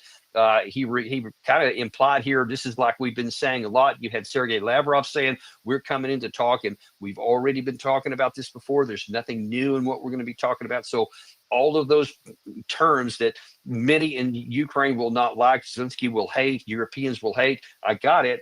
But that's still better than ignoring all of that and continuing to fight for the reasons that I pointed out, because that's the other thing Russia has always said, and we can only assume that it's still true. If they don't get the diplomatic solution that they're looking for here, then they'll simply continue to fight until they conquer it, however long that may take. Okay, we ought to note here also that one reason why the first meeting came off was because the Russians I'm sorry, because the Americans, the Trump administration, had made an offer to Putin, which struck the Russians as a serious offer. That was the condition for having the meeting. I don't think the Russians would have considered anything a serious offer if the offer did not include support of the United States for the annexation of the 4 of the oblasts that they've been fighting over inside of Ukraine. Because Russia had previously said that it was a condition of theirs that there needed to be the recognition of Donetsk and Luhansk, and Zaporizhia and Kherson as parts, of Russia. So the United States must have come forth with that and a recognition that Crimea is Russian, as well. Because Putin wouldn't even have sat down to talk if that wasn't in the American offer. So that was the first part there. Then and Putin says, again, he says, okay, words are important too, but you got to come through with the action. The well-wishing and trustworthy tone of our conversation, it's important that both sides are result-oriented, and we see that the president of the U.S. has a very clear idea of what he would like to achieve. He sincerely cares about prosperity of his nation. Still, he understands that Russia has its own national interests. I expect that today's agreements will be the starting point, not only for the solution of the Ukrainian issue, but also will help us bring back business-like and pragmatic relations between Russia and the U.S. So, like we've been talking in the last several days, the Russians are looking beyond this war. Actually, we've been talking about this for months. Russia's not just looking to, quote, conquer Ukraine. They're looking to have a diplomatic end to this, and they're looking specifically with the United States, ever since Trump came into office, about resetting relations, because Russia is going to exist no matter what. However this war comes to an end, but whether soon, later, medium, whether through negotiations or through battling out on the battlefield, Russia's still going to be there. America's still going to be there. Europe's still going to be there. So he's looking beyond this and saying, hey, we've got to figure out how to live and do something that's pragmatic and positive for both sides. It's also important, let me just point out there, because that last image, you can see it pretty quick when the camera zoomed back, is it says up there, pursuing peace, right? So that shows you that's what the Americans set up. This is on our soil here. So that is Trump's indication, her preference. He wants this to have a peaceful resolution. He's not looking to continue on and to fight the war. Putin himself is looking to have peace and to have things resolved so that the whole continent, and to include the United States as well, can at least get into some stability. Nobody has any fantasies about everybody's going to be best friends, and that the Europeans and the Ukrainians and the Russians and the Americans, everybody's going to be fine after this. They can be, over time, we can get back into a stable relationship, something that's useful and healthy and has win-win opportunities and gets the possibility of nuclear war off the table. That should animate everything that we're doing here. And hopefully, God willing, we'll get enough leaders in the West that can acknowledge the fundamentals that the war can never be won by the Ukraine side. And the longer it goes, the more of them will die and the more land they'll lose, and the worse the terms will eventually be. That should be crystal clear by now. And it seems that Putin and Trump recognize that. That's how. Okay. It seems that Trump has now come to recognize the difference between a peace agreement and a ceasefire agreement. What the American side has been calling for until this meeting was a ceasefire agreement to stop the killing. The key point is the Russians were never willing to go for a ceasefire agreement, because from that point of view, all that was a chance for Ukraine to reorganize, to rearm, okay, and to fight again. The Russians weren't interested in that. They were interested in a peace agreement where everybody's security would be maintained and, and guaranteed. That vital difference between a ceasefire agreement and a peace agreement, that's been an important axis of conflict, okay, and also division. I've been talking about the Ukraine situation. There's a whole faction, okay, inside of Washington. Keith Kellogg, a former general, okay, retired general, is one of the partisans of that. He wants to see a ceasefire agreement, and then he wants to see a freeze of the fighting, okay, along lines of what happened in, okay, in terms of the Korean War. Okay, the Korean War has never been settled since that time. But Keith Kellogg has been in favor of this and in favor of the rearming of, of Ukraine. So he's been in favor of creating a permanent threat to Russia and ending the war that way. The Russian position is, we don't think that kind of agreement is going to end the war, is going to end the killing.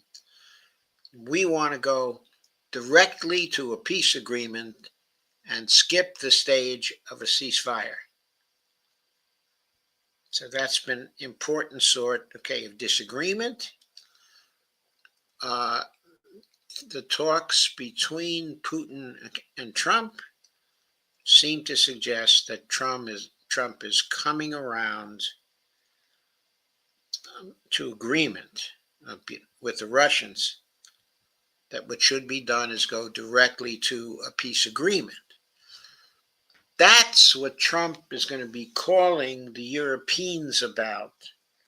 That's what he's talking to Zelensky about. That's what he's trying to get people to accept. So, let us go on now. Helpful. So let's go on now. In terms of looking beyond, and I told you a lot of the President Putin's travel party included businessmen. He spoke specifically about the business opportunities. We have a lot of dimensions for joint work. It is clear that the US and Russian investment and business potential offer each other so much in trade, digital, high tech, and in space exploration. We see that Arctic cooperation is also very possible, and our international context, for example, between the Far East of Russia and the West Coast of the US. Overall, it's very important for our countries to turn the page. It's very important, he says, to turn the page. Now, again, looking at this from the Ukrainian perspective, I know a lot of them, and anybody who's down on Russia will say, well, yeah, of course he does. He wants to get this war off the table because it's costing him so much. It's a big anchor on their economy. And I'm sure that there's elements of truth in all of that. But the fact is, the page must be turned, because to refuse that, again, I consider it to be immoral. What Ukraine and the European Union, or what the Biden administration before that were doing, whereas they refused to acknowledge and accept any kind of diplomatic off-ramp that was available, and it could have eased the Ukrainian suffering, could have lowered their casualty count, it could have minimized how much they had to pay for the. We have to emphasize here some of the military experts that we've covered, okay, on this show talk about millions of Ukrainian fatalities in this war. Doug Mcgregor, who you heard from earlier, okay, in the show, currently estimates that the number of Ukrainian fatalities among its soldiers in this war has reached 1.8 million soldiers. That's a horrendous amount for a nation that started off this war at 39 million people. It's a horrendous percentage. Okay, it would amount to something like, in other words, if you projected the casualties to a hypothetical war for the U.S. with the population that we have now, and we looked at the same fatality proportion, we would be looking at something like, I don't know, maybe 15 million people killed, 15 million American soldiers killed. That's how terrible this war has been for Ukraine. Population estimates suggest that the population of Ukraine now has now fallen to 18 million people, from 39 million to 18 million. The war has been devastating for Ukraine. Our mass media constantly forgets about this. When people talk about this war, they talk about it as if it's a game. There can't be anything more terrible for the Ukrainians than continuing this war. The conditions that were going to be left over at the end. But instead, they continued to ignore all of that and continue on. They didn't want to turn the page. In fact, they wanted the page to stay right where it was at. And they didn't seem to care, or some still don't, that the Ukrainian people are the bill payers for that abject refusal. Hopefully, President Trump will have the stamina and the courage to say, yo, y'all can all pound sand. Every one of you guys who want to keep the page where it's at, you either get on board or figure it out yourself, because we're not going to stay on the same page here. And we're not going to precipitate and participate in the continued destruction of the Ukrainian territory, land, and people. Hopefully, that's where Trump is going to go. One other thing I think was really important that Putin did say that's worth pointing out here is that he seemed to agree with Trump that had Trump been in office, then there wouldn't have been a war in the first place. And something that he says here is really important about a meeting he had with Biden in June of 2021, which I'll talk about on the backside of this. Watch this clip. I'd like to remind you that in 2022, during the last contact with the previous administration, I tried to convince my previous American colleague that the situation should not be brought to the point of no return when it would come to hostilities. And I said it quite directly back then, that it's a big mistake. Today, when President Trump saying that if he was the president back then, there will be no war. And I'm quite sure that it would indeed be so. I can confirm that. I think that overall, me and President Trump have built a very good, business-like and trustworthy contact.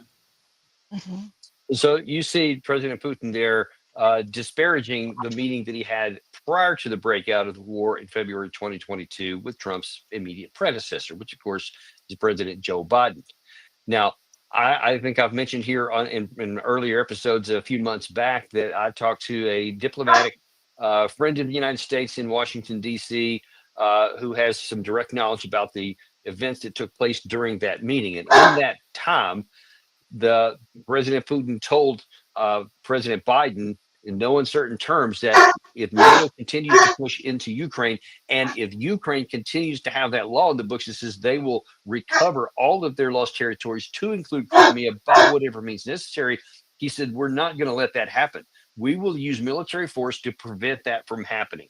Those two things are unacceptable to us. The Minsk agreements were never put into place. The Western/Ukraine side never implemented the most important thing to us, which is limited autonomy for the Donbass and the Russian-speaking people in that area to change the constitution. They never did that. And then now you're still pressing forward. And if you keep doing it, there's going to be conflict. And President Biden, according to my source, said, yeah, do whatever you want to do. If you try that, then we're going to sanction the hell out of your country. We're going to crush your economy, et cetera. basically taunting Putin and saying, yeah, whatever. So Putin said, Roger that. I see. This is what we're going to do then. And we know how it turned out here. But what he's saying is if I had President Trump as a partner at the time, he says, I think we could have worked something out. And he's trying to put actions behind it and show that right now Trump is in office and perhaps the two of them can get to a place where they can bring this war to an end. So President Putin wants to get it to an end. We got to get past this deal, folks, on the Western side, that we can't, quote, let Putin win. That's already past tense. You can't undo that now. It's done. It's like you dropped an egg on the ground and it's sitting there. The yolks are all mixed up and you say, we can't let that egg break. It's already on the ground. The shells are scattered everywhere. It's done. You can't undo it. So stop trying, because all you're going to do is get more eggs broken in the process here. So it's time to wake up for our side, because the Russians, from a position of strength, are not trying to move their strength onto the battlefield further. They could say, you know what, forget it. We tried the negotiations. We tried talking with y'all. We're not even going to try it, Trump or no Trump. And even if it takes us another year or 2 years, we're going to keep going until we destroy your country. They could say that, but they're not. They're still saying we're willing to get this thing over with negotiations. I think we have a partner in the United States that we can deal with. And for the people of Ukraine, I certainly hope they're successful. Let's shift gears now to President Trump, because he also said some interesting things. First of all, after this, he called it a good meeting. Just to put it very quickly, I'm going to start making a few phone calls and tell them what happened. But we had an extremely productive meeting and many points were agreed to. There are just a very few that are left. Some are not that significant. One is probably the most significant. But we have a very good chance of getting there. We didn't get there, but we have a very good chance of getting there. I would like to thank President Putin and his entire team. So Trump says, there was many points agreed to, and there's apparently some sticking point. I'm sure he would have loved to get to some point to where the two sides could say, hey, we have agreed to this. This is a good step, because both President Trump and Putin, prior to this meeting, both signaled that they didn't expect this to be like a definitive summit that was going to answer all the questions, but that it was going to be a start in a process. It appears, at least in that regard, it came out like they expected it to. But President Trump says, look, we have a number of things agreed to, but there's some sticking points here, but it was still very productive, very positive. Now, in diplomatic terms, this is a good deal. This is a good meeting here, because as long as the two sides didn't break apart and move in opposite directions, or, Trump come out and said, all right, I throw my hands up. I didn't get what I want, so I'm going to level more sanctions and we're not going to talk to him. So that would have been bad. But as many people have said, I think Winston Churchill is the one that coined it, talk is better than war. Now, unfortunately, in this case, the conflict does continue on. But as long as there are conversations and discussions, then the chance to end the war stays on the table. And the date for this war to come to an end could be moved up and shortened. And that's exactly what we're hoping for. But the devil's in the details. And President Trump was pretty honest about this and saying, I'm going to have to make some phone calls. I'm going to have to get on the phone with Zelensky. Probably by the time we're doing this video here, he's probably either on the phone with him now or may already talked to him. We might know something on that later tonight. And then he's also going to talk to European leaders. Maybe he'll get on the phone with them all together. But whatever these issues are, he's going to try to come to a point to where he's going to say, hey, we've got to agree to this kind of stuff. We've got to get these things done here. And I think President Trump sees that there's going to be some difficulty there. And I think he's aware of how big the challenges are, not the least of which is because of the phone call he had on Wednesday before this meeting, where I'm sure all the European leaders, and we saw many of their comments afterwards, where they were emphatically telling him no territorial concessions, no bypassing security guarantees, keeping the door open for NATO, no demilitarization, no denazification. Other than that, we're in complete agreement.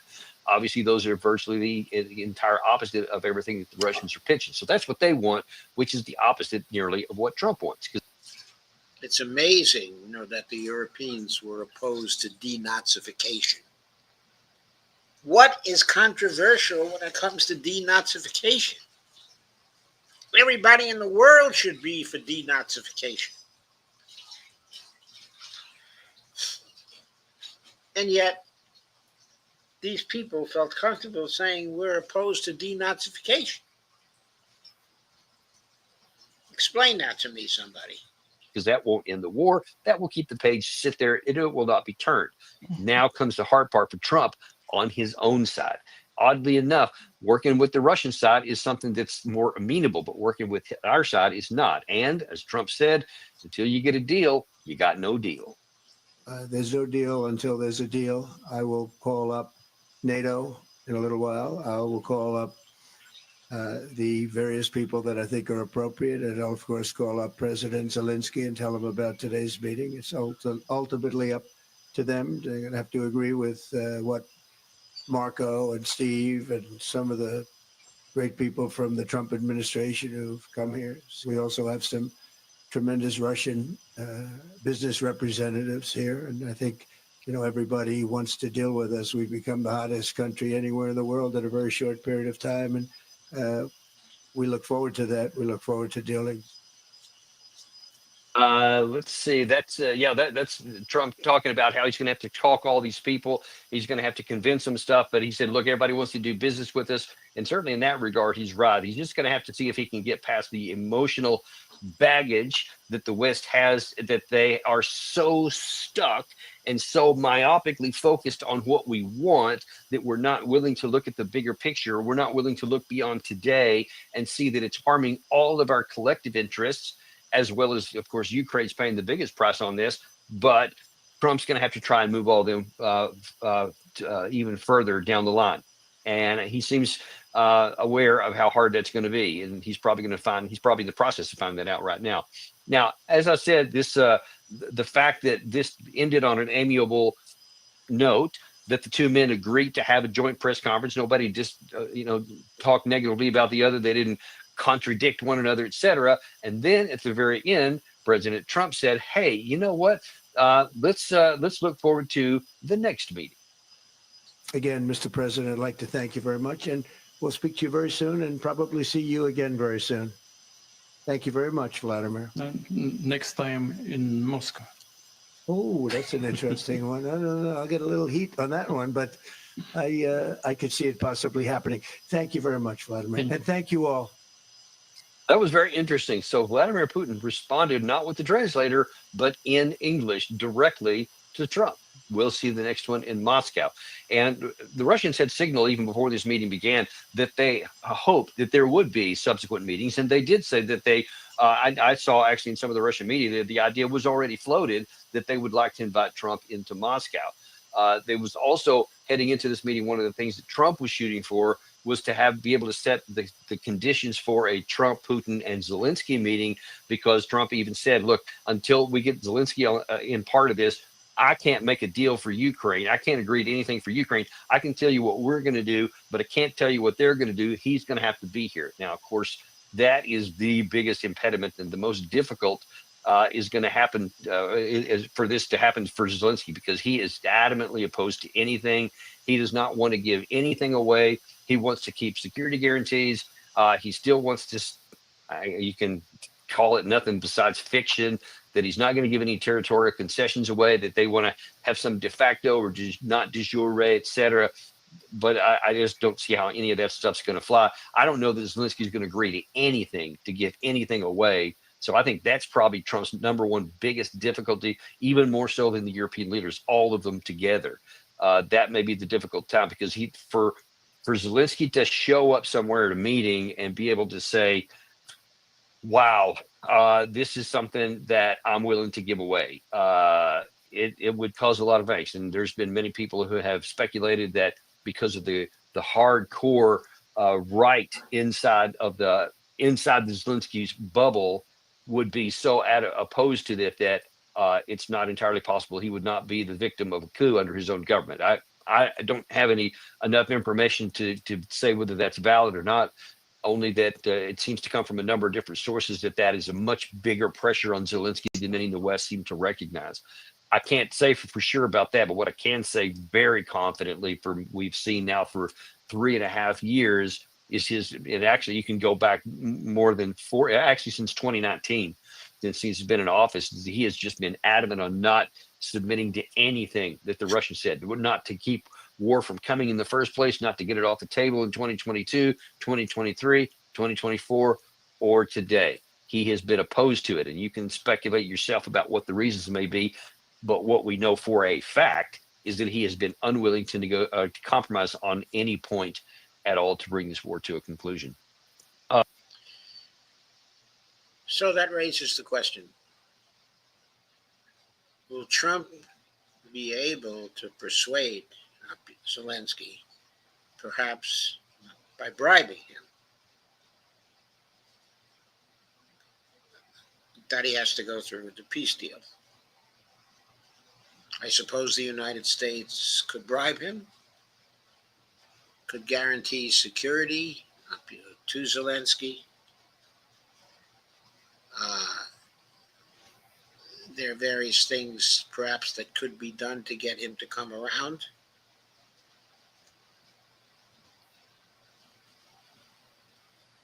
But certainly it's in his interest at this point to play as tough as he can play it.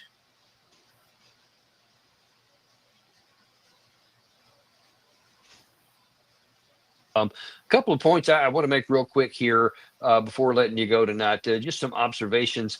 Trump really seemed tired at this. He didn't have much energy. One can imagine he's been traveling around. Certainly that was a long plane ride, and then 3 hours of probably very intense conversations. But he seems very motivated to wanting to get this over. But he really did seem kind of very low on energy at the end there, whereas Putin seemed quite energetic. He seemed quite full of energy and certainly eager to get on to the next phases on this. So hopefully they can continue to move that to get it to a new meeting and to finally to an end. One other thing that's important to point out here, Putin is, I've seen a lot of people talk about this in the last 24 hours or so. Putin is just really good at his KGB upbringing and training, and he is very famous and well known for studying the people that he talks to very, very carefully. And he knows the right language to use. He knows their pressure points. He knows what makes them happy, etc. And there's no doubt that he was using a lot of that, a lot of flattery and stuff. Ask Mark Rutte about flattery and how some leaders in the world use that. Ask Keir Starmer.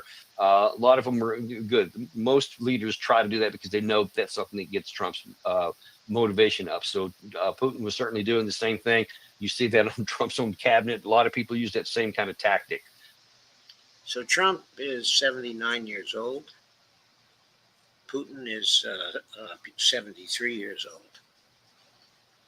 Now, there's a big difference between 73, and 79. Well, there can be, a big difference. Putin, furthermore, looks like somebody who stays in shape and who is vigorous. It looks like Trump has been declining of late, certainly in the physical area, perhaps in the cognitive area as well. But maybe that explains part of the differences between the two men in their appearances. So just understand where that's coming from. So like I said earlier, we don't take Putin at his word for anything, but we do listen to his words. And when his words and his actions line up and match, and it could lead to something that's a benefit to the United States, that's something we need to pay attention to. And it is in America's interest to get this war over with quickly as possible. It's in Europe's interest to get this war over with as quickly as possible. And even though it's not in Zelensky's personal preference, it is in the interest of the Ukrainian people to get the destruction and the dying over with as soon as possible. And we certainly wish the president well. Now, I may be back to you later tonight. I'm not sure because President Trump is going to be on Sean Hannity on Fox News later tonight. And, those two are. Okay, let me just sort of point out in closing that it may be in Zelensky's interest as well, because the longer the war goes on, the higher the probability that he will be killed. I know he has people around him who are going to protect him, of course. Okay, but nevertheless, these days there are decapitation strikes of leaders and they involve the use of drones. And the Russians are very competent, at drone use. I know the Ukrainians have been after Putin, with drone weapons. I'm sure the Russians have the same capability, to go after Zelensky. So even though he may not think it's in his personal interest to settle, it may well be in his personal interest to do so if he can get the guarantees of safety that should be available. So, have you any comments on that video, D? No, I'm fine. Okay. I think that approach to what happened at the summit by Colonel Davis was very commonsensical. He went through the words very, very carefully. He interpreted them in a reasonable way. He thinks the outcome was a good outcome because it prepared the way for continual talking, for a second meeting. From my point of view, the big question here is whether Trump can keep up his motivation to get a peace agreement when he will be under fire from any number of sources to abandon the talks with Putin. We know he's going to get a lot of backroom complaints about this. He's going to get a lot of appeals to stay strong, and that the only peace you can get is peace through strength, where the people mean a peace where Russia is defeated. That's what they're talking about. And they want to have some level of war until Russia finally falls over. Unfortunately for them, it seems that Russia is getting stronger.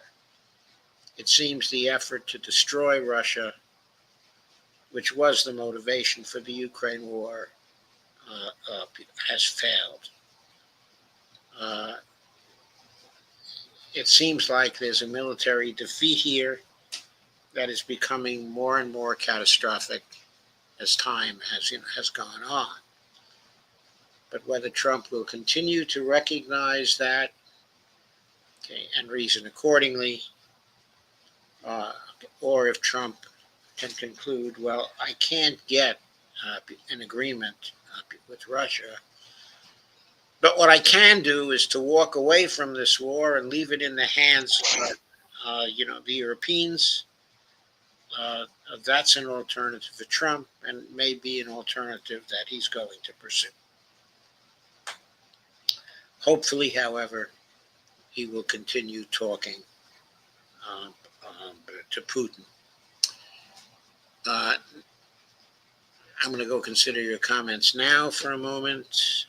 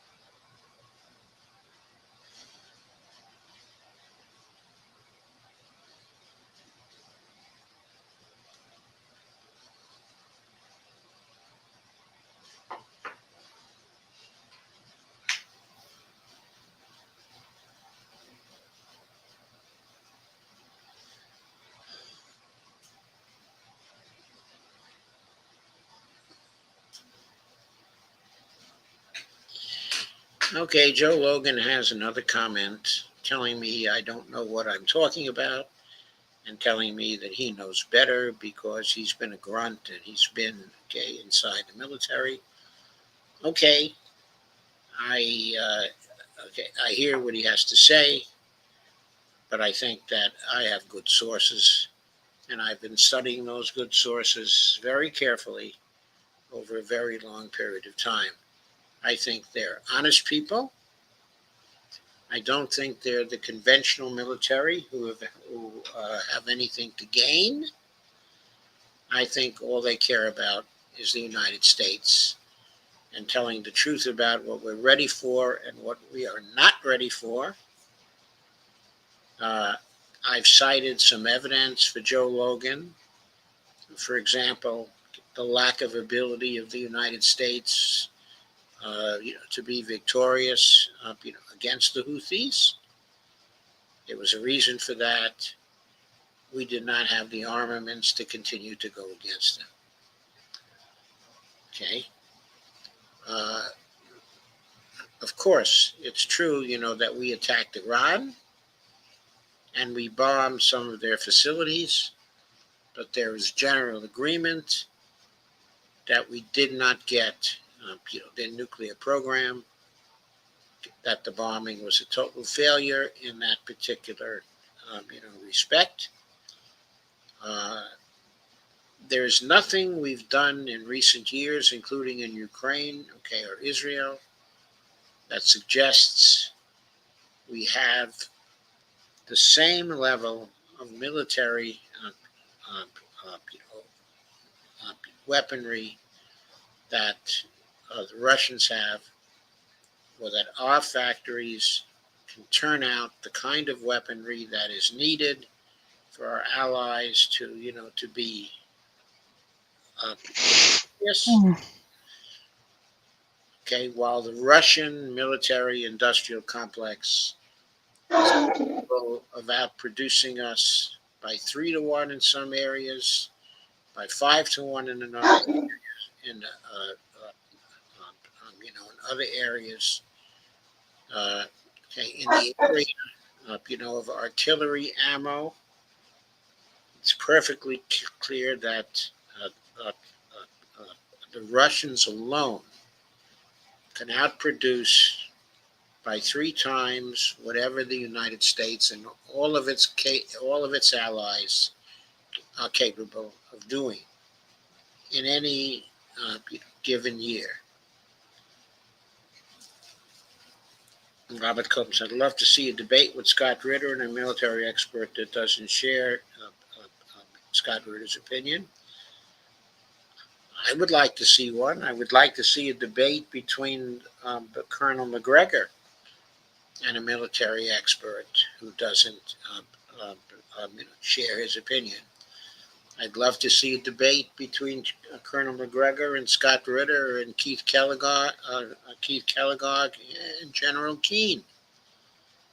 I don't think there is a military expert on the other side who can stand up to these people. I don't think there's one of them who can stand up to Danny Davis. I don't think they have the credentials. I think they lie. And you can tell they're lying. They don't have the facts at their disposal. Joe Logan says, I'm done with Joe. He thinks he's always right, and he's damn sure not. Well, maybe so, but I don't think I'm always right, but I think I'm right about this. And I'm afraid that you're not, Joe. And I don't think your opinion is based on any study. I don't think it's based on any sampling of opinion. I think it's based on the fact that you've been inside of armories and seen what's inside, of armories. All I'm going to say about this is be sensible, Joe. If you've been in 5 armories or 10 armories or 15 armories, what can that tell you about the total availability of military equipment in various categories? It can't tell you anything. It's anecdotal information. It is not good information. It's just what you've seen with your own eyes. Robert Copeland says, my opinion, and what you've seen doesn't say anything about the totality. It's just what you see. You don't even know how many soldiers these armories can arm. You're sitting here, you don't have any numbers. Robert Copeland says, my opinion is that Russia wants Ukraine to be a puppet state, sort of like Belarus is now. Yes, I agree, Robert. That is my opinion, too. What Russia is trying to do is to get a Ukraine that is neutral in the first instance, but eventually it wants to incorporate, the new Ukraine into a union state. The same sort of arrangement they have, with Belarus. I have no doubt about that. I don't think there's anything wrong with that. And the reason why I don't think so is because in certain conditions, the nation of Ukraine can represent a vital threat to Russia. And Russia has the right to secure their own security. And if that involves bringing Ukraine closer to themselves in some sort of arrangement, I cannot blame the Russian people for wanting to do that. We would do the same in the same situation. In fact, we have always tried to do the same. Now, we seem to be fighting with our vassals right now.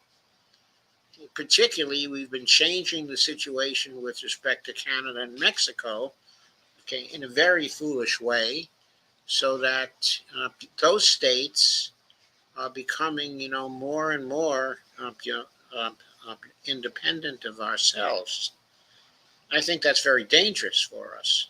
We should never have allowed that to happen, and we only did it through foolishness on our part and Trump's part. Evelina says, some commentators suggested they might develop a partnership in the construction of a tunnel on Bering Straits, I believe for a trade route between Russia and the U.S. Yes, they have said that, and that's a very interesting possibility. Evelina says, sounds too good to be true, but what an idea. Does any nation in Europe really believe that Russia won't invade Ukraine sometime in the future? Well, I don't think the Russians, if they get the right peace agreement here, I don't think they're going to have any reason, to invade Ukraine, as long as Ukraine stays neutral. What's the evidence for that? They didn't invade Ukraine. For years, they did not invade Ukraine.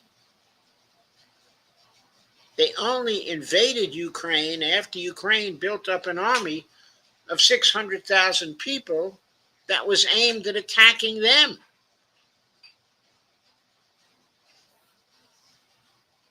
Robert Coleman says, that's when we get a peace deal or a ceasefire. In exchange for unfreezing Russian assets, perhaps. It's all speculation, but what think you? I don't think the Russians give a damn about that $350 billion compared to their need to develop a security framework that makes them safe. Of course, any final peace will involve unfreezing the Russian assets. But unfreezing those assets is not going to make them change their goals that they've fought so hard for. They've now lost in excess of about 130,000 Russian fatalities.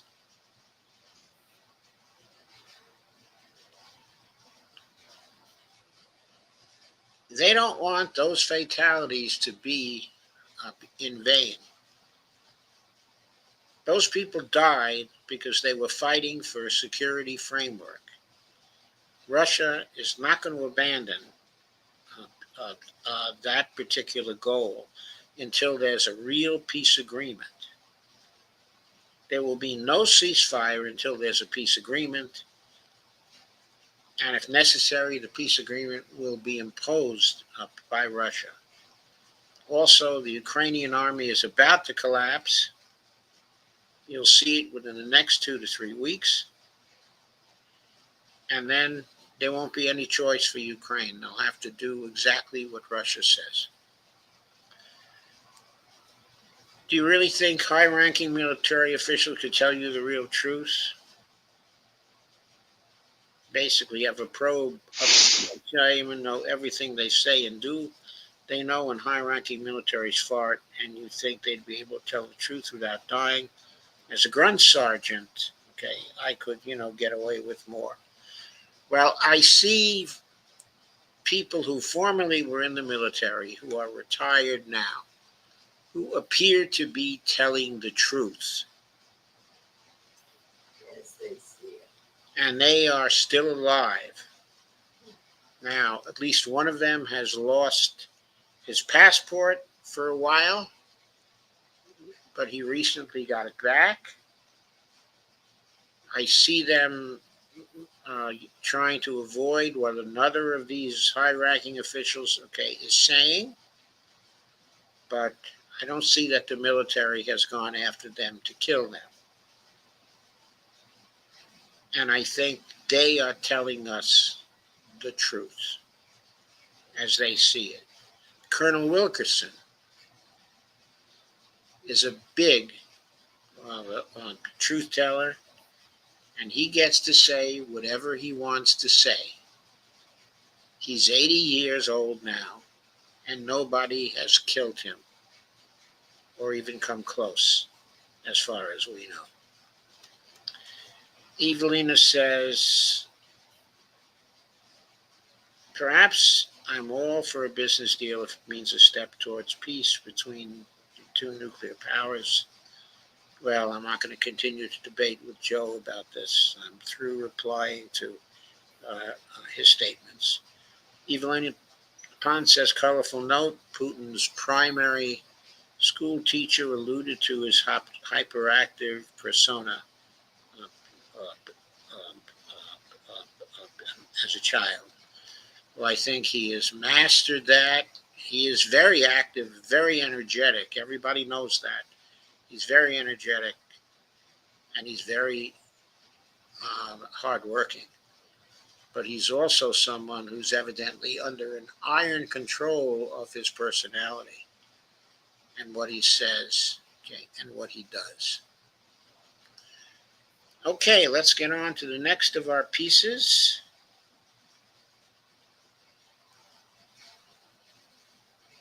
Which is an article by Larry Johnson. Would you like to take that on, Dee? Okay. Okay. Sonar 21. The Putin-Trump Summit. A triumph for Putin, a disaster for the neocons. 15 August 2025, Larry C. Johnson. There's a photo of Trump and Putin. Okay, they're walking along. It's very apparent for the way they walk, from the way they walk, that Putin is very fit and that Trump is having trouble. He's having trouble with the basics. If you watch them walk down the stairs leading from their planes, Mm-hmm. Putin practically bounds down those stairs. Mm-hmm. Trump is very careful to negotiate them so he does not fall. Trump walks down the stairs like an old man. Putin walks down the stairs like he has complete control. Mm-hmm. Those 6 years between them are very, very different. Please go on, Dee. If you were watching the U.S. news channels, I put the word in italics to emphasize sarcasm. The build-up to the press conference was the equivalent of a virgin waiting for his first sexual experience. Man, what a letdown. After hours of frenzied anticipation, when Putin and Trump finally spoke.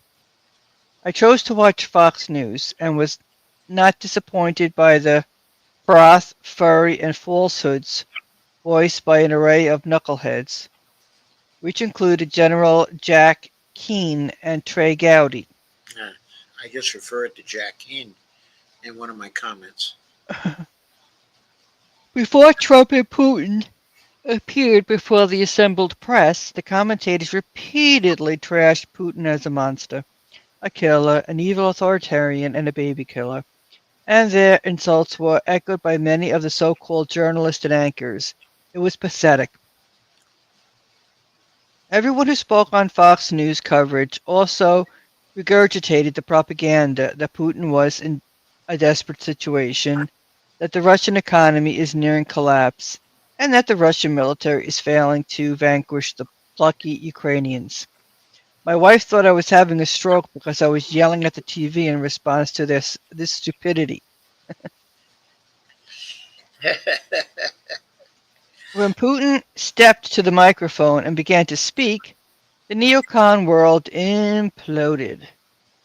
Instead of chastened Putin begging Trump for relief, the Russian president spoke calmly, initially focusing on the historical importance of Alaska as an air bridge that provided Russia with essential supplies during World War II. Throughout his remarks, Putin praised Trump for being a reliable negotiator and for putting in place a dialogue that brings a promise of normalized relations. Putin did not retreat from a single position he had previously presented regarding Russia's requirements to bring an end to the war in Ukraine. He reiterated that the heart of the matter is root cause, NATO's expansion to the east. Trump drove the silver spike through the heart of the neocon vampires, who was salivating in anticipation of hearing that Trump had forced Putin to accept a ceasefire, because Putin, at least in their delusional world, was desperate for a deal. Nope. Trump praised Putin and said that their conversations had been productive, though some issues remain unresolved. Here's a sampling of the disappointed reactions from the print media propagandist. David Sanger, reporting from Joint Base Elmendorf, Richardson. After 3 hours of talks, President Trump and President Vladimir Putin of Russia told reporters that they had made progress on unspecified issues, but they gave no details, took no questions, and most importantly, failed to announce a ceasefire of any kind. Okay, just to add here, if anybody expected them to announce a ceasefire at the end of this first meeting, then that person is seriously lacking in intellectual capacity. Exactly. My view. Traveling with President Trump, both men referred to an agreement and didn't deal it. Trump ignored shouted questions about what just happened and what the agreement was. Those of us traveling with him have just been scooted out toward Air Force One. This was a long way to come. Trump pulled out the red carpet stops, and he is going home empty-handed. I don't think he's going out, empty-handed. He's No. going out with an invitation to come to Moscow to continue the talks. Exactly. And that's exactly what's needed if the two are interested in implementing a peace process for the long term, a real peace agreement. Right. He didn't go home empty-handed. He went home with exactly what was necessary. Okay. White House report: Putin has come away from the meeting with some wins. He's gotten a visit to the United States on a military base, no less, and visuals of a warm greeting from Trump, along with yet another delay on secondary sanctions against Russia. Okay, just to add here, this comment, okay, is from, from Maggie Haberman, who is pretty well known as a journalist for the Washington Post. Okay, and on, I'm not sure if it's CNN, okay, or MSNBC, but she's around for a long time, okay, and is a well-respected sort of person, smarter than most. She didn't say whether Trump had come away with any wins, okay, in the meeting. Also, the idea that somehow Putin had gotten a visit, to the United States, and that's some big win for Putin. Mm-hmm. I mean, that's a statement of arrogance. I mean, it really is a statement, okay, of arrogance. I'm sure Putin values much more than a visit to the United States, a visit to Beijing, for example. I mean, Putin got to go to the United States. Fantastic. He got to spend a little time in Alaska, and he got to visit a military base. I know, Great. like it's some kind of kid, it's crazy. Yeah, it's crazy. And visuals of a warm greeting from Trump. Yeah, I'm sure he wanted that, but I'm sure that is not enough to make him change any policies he's pursuing. No.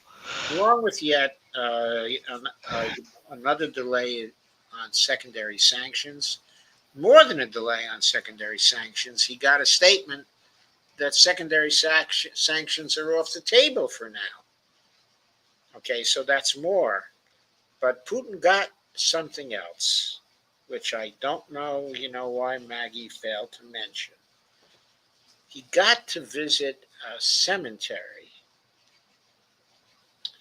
where Air Force people from the United States and Russia,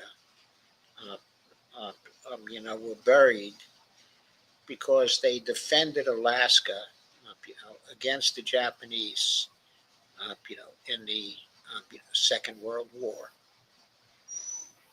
He got to visit that cemetery, okay, and to lay a bouquet of roses on all those graves, and to cross himself, while he was doing that.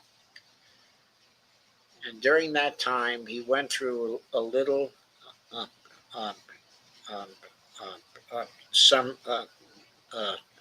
he got to do a little ceremony, with the Russian Archbishop of Alaska, the Russian Orthodox Archbishop of Alaska. He met him. They exchanged, extremely friendly greetings, and they exchanged some ceremonial gifts, that had significance of a religious kind. The image that was left of Putin in this context, okay, was one of a religious person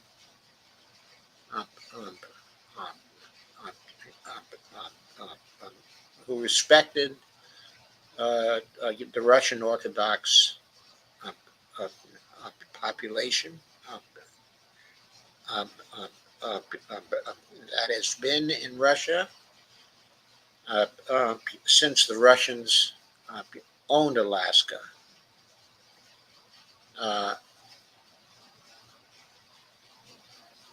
The ceremony And that visit was very significant because Putin got to depict himself as a very serious person, okay, as an honorable person, okay, and as a religious person, okay, and as a respectful person. And if you saw the ceremonies, then you have to give credit, where credit, okay, is due. So Maggie Haberman did not see fit to mention that. Only she saw fit to mention much more superficial things. Please go on, Dee. White House reporter, while it's not clear what, if any, agreement were made, Putin is demonstrating that he is still not backing down from his position that no matter what Trump says, he's pursuing his own goals in the war. He said, while Trump, who has emphasized the economic benefits to Russia, stopping its invasion, is interested in the prosperity of America. Trump also understands that Russia has its own national interest that has included seizing land from Ukraine. It has included actually seizing land from Ukraine, but this White House reporter doesn't say why Russia might have had that kind of, motivation. It doesn't say anything about the oppression by the Ukrainians of the Russian citizens of Ukraine, the culturally Russian citizens. That was the motivation for wanting to seize some land from Ukraine. But it also has to be emphasized that when Russia first came in and sent its troops in, there were negotiations for agreement. Okay, at that time, the two sides came very close to agreement until the agreement was torpedoed by the West and by Boris Johnson and his visit. But that agreement, okay, that they negotiated at that time, that was tentatively signed, okay, by both sides, okay, at least initialed, okay, by both sides, that was ready for signature, did not involve any seizing of land from Ukraine, except, of course, the ratification of the land in Crimea, which the Russians had taken after the coup in Ukraine in 2014. But about that particular seizure, we have to note that 95% of the population of Crimea is culturally Russian.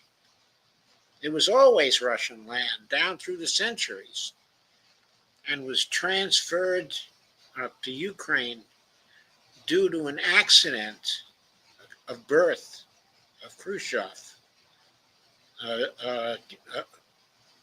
when he was the prime minister, okay, of Russia. He transferred Crimea to Ukraine at that point, thinking the transfer had no significance. It was a sentimental thing for him to do. He had no way of anticipating the end of the Soviet Union. And if he had anticipated the end of the Soviet Union, he never would have transferred Crimea to Ukraine. So Crimea was Russian by 95%. It always had been Russian. It was colonized by Russians, settled by Russia. Okay. But other than that, in the peace agreement of 2022 that was almost concluded, that was the only seizure of land by Russia at all. Ukraine would have remained completely intact, except for Crimea, which the Russians had taken over in 2014. Okay, please go on. As Putin talks about the need to eliminate, quote, root causes of the war in Ukraine, he is using his usual shorthand for a list of demands that have been categorically rejected by Ukraine and Europe. This suggests he is maintaining his hardline position.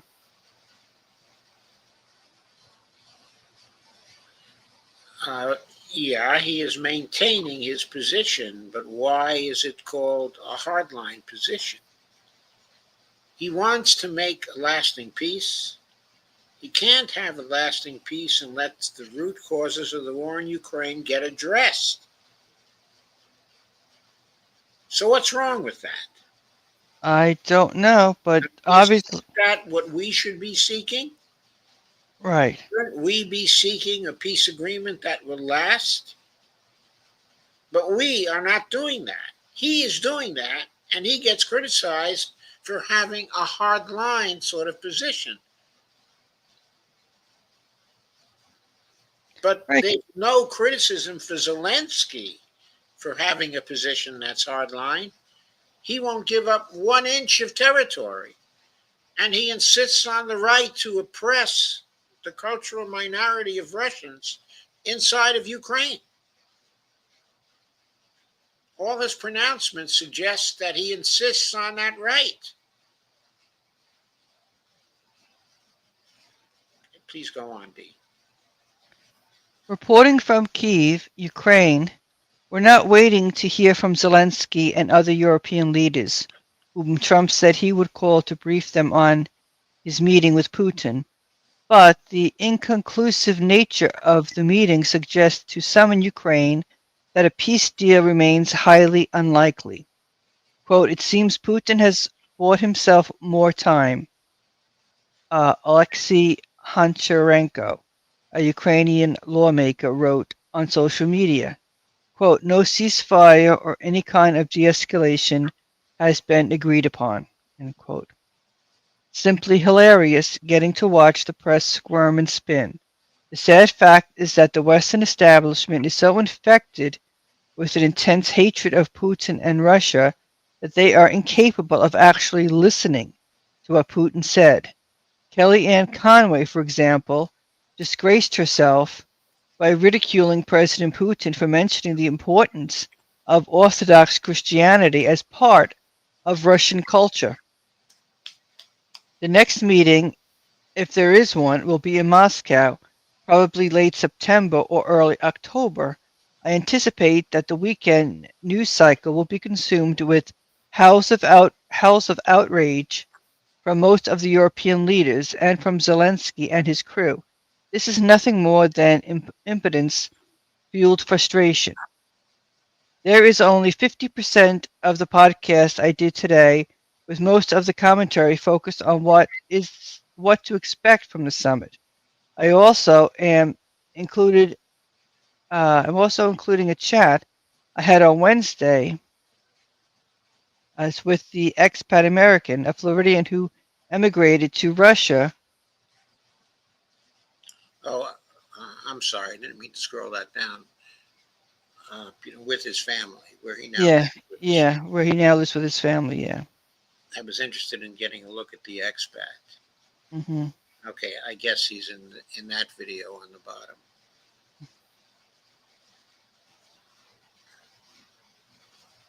Okay, so the guy with the beard in the picture, okay, other than Larry Johnson, is the expat American. Okay. So what did you think of that one? You know, it's the U.S. because there's been so many false stories told from the very beginning that people don't realize what's really going on. You know, and at the U.S. Acting in a way because they want the resources. They want to get more into, Russia and collapse Russia. That's their intent. But they're acting like Russia's the bully for trying to stop them from advancing eastward. Yes. So Russia's always played up like the bad guy. I know. And the And same standard which it applies to Russia, is not applied to Ukraine, okay, or any of the nations of the West. no, The same critical standards are not applied to both sides. and that was terrible with Crowley. Was it meant disrespecting the Russian Orthodox Christianity? Oh, you mean Kellyanne? Oh, Conway, yeah, Yeah, Kellyanne Conway. Yeah, you former don't. Kellyanne Fitzpatrick. Okay, you don't.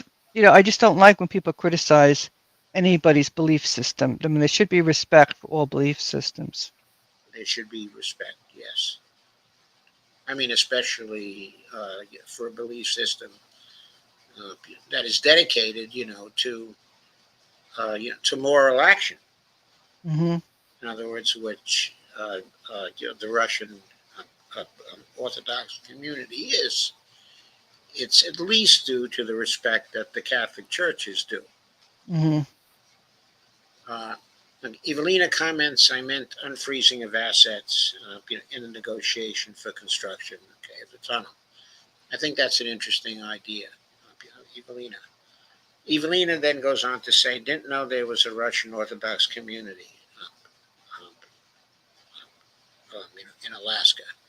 Yes, okay, there is. I think they first went there, as missionaries, when they owned the place, and they converted some of the population, of Alaska, to Russian Orthodoxy. And there are still churches there in that particular community. Hmm.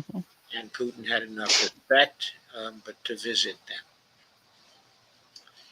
And so that's very interesting. We're doing okay tonight. We have 82 people here. That's certainly good. We have one more thing to go through tonight. I know it's late, but this is pretty outstanding. So we're going to share it, and go through it.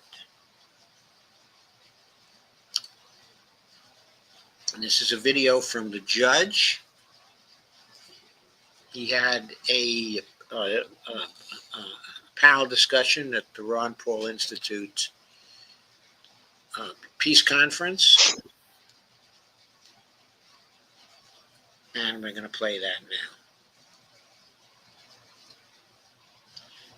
And of course, discuss it. I'm going to go roughly 44:54 into the video. The first part of the video is a welcoming speech by the director of the Ron Paul Institute. That was followed by a keynote speech from Jeffrey Sachs, which I highly recommend, but don't have the time to go through here. Okay, so now we have, the judging. We were going to talk about the depravity of American foreign policy, about which you heard a great deal in the very excellent and articulate lecture from Professor Sachs. But we would be remiss if we did not discuss the events of yesterday as far as we understand them. So, Colonel Mcgregor, even though I didn't tell you I was going to ask you this, I will start with you. What the hell happened yesterday in Anchorage, Alaska? Doesn't he look like Douglas MacArthur? Except that I haven't urged nuclear war lately, so I think it's where the similarity ends. I didn't hear the beginning of your presentation, so I don't know, Jeff, what you had to say. I think on the positive side, we had the leaders of two important powers in the world. I say that instead of saying a superpower and something else, because that's all nonsense now. And they met and they talked, and it was amicable. That was obvious. And I think President Trump and his team were finally convinced after the meeting was over that the Russians are very consistent in their aims, consistent in what they want, and they are not going to deviate from those positions. And I think Donald Trump was surprised at his personal charm, charisma, and so forth was not extraordinarily important to the Russian team. Having said that, I thought the best part was the end, where Mr. Putin said, well, you should come to Moscow. And of course, President Trump said, sure. Oh, I'm going to get heat for that. And I'd say that's the biggest problem right now with President Trump. And I like him personally, but there seems to be an acute absence of courage and backbone to step away from all the nonsense and lead. Anyway, what do you think? Professor Sachs, has President Trump succumbed to the neocon control around him? Professor Sachs. Yeah, I also picked up on that, those last words, that Trump clearly has in mind the Washington bubble rather than the issues of the conflict. My guess is, knowing most of the negotiators on both sides and the rehashing of issues for many years, that they get it, and that Trump just can't figure out how to get out of this exactly. On the U.S. side, it's not so hard because he has the American people on his side.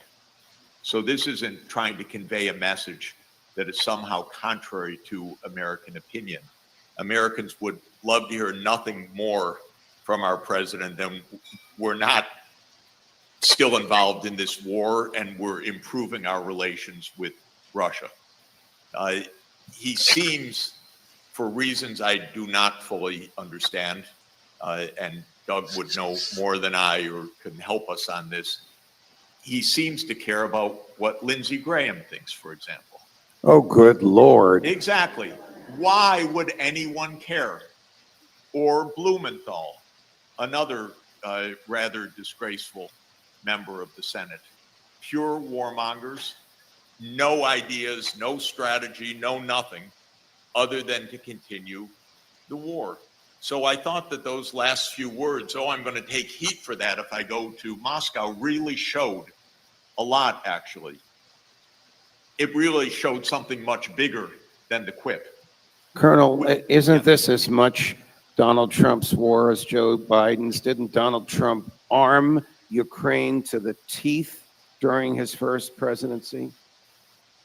I think that's indisputable. And of course, you've heard him also say on more than one occasion, I'm responsible for providing the Javelin missile systems that were so important at the outset of this war.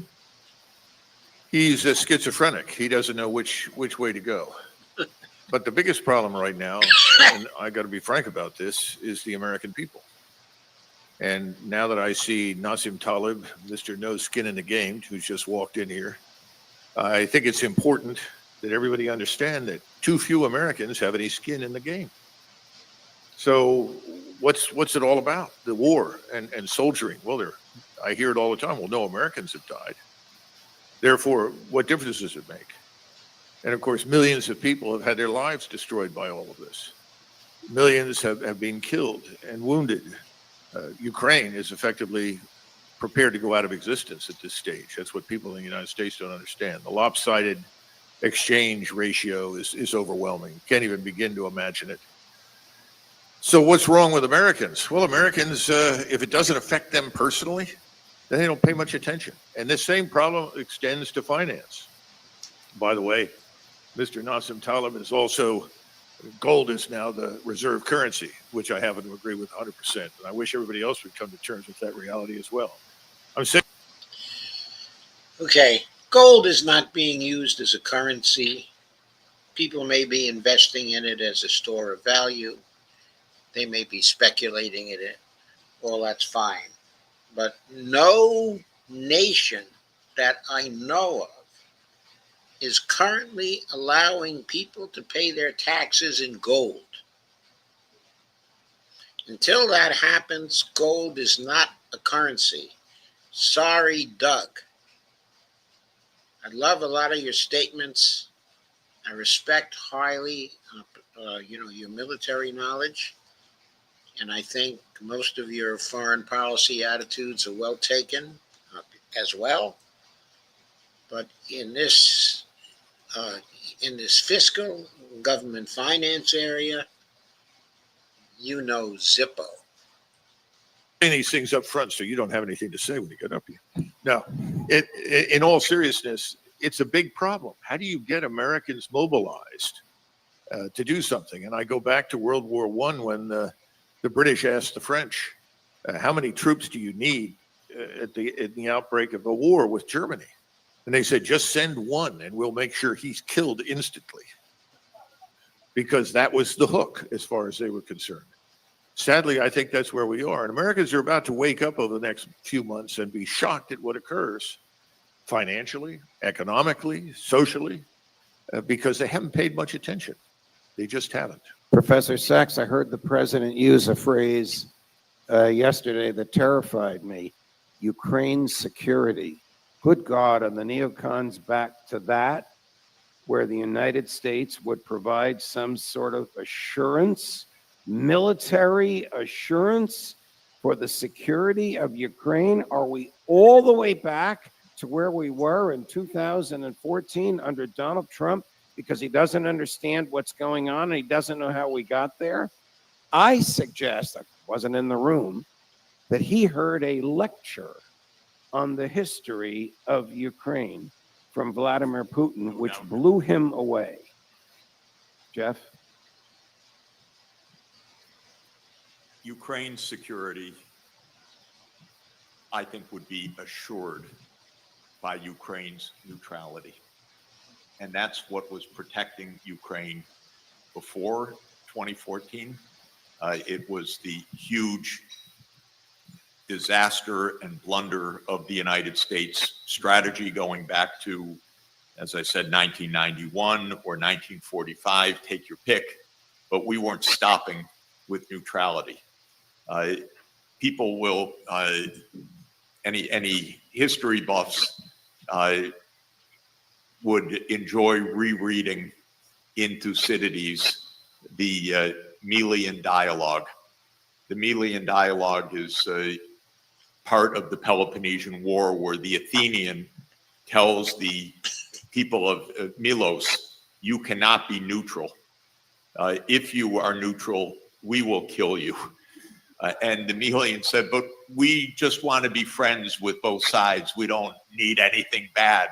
And the Athenians say, no, we will kill you if you proclaim neutrality. So Professor Sachs, I have to... Just to say, because you will show all our other allies that they can be neutral also. And we don't want that to happen.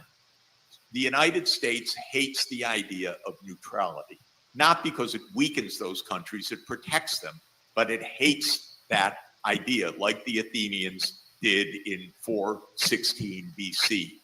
And just to say, to my mind, if I may, one more historical analog, in 1955, Austria declared neutrality in an agreement with the Soviet Union, where the Soviet Union left Eastern Austria, which it had occupied since 1945, on the basis of neutrality. Austria became rich, prosperous, happy, never bothered again, either by the Soviet Union or by Russia, by their neutrality. And this is what we have blown in Ukraine. They don't need our guarantees. They just need to be neutral.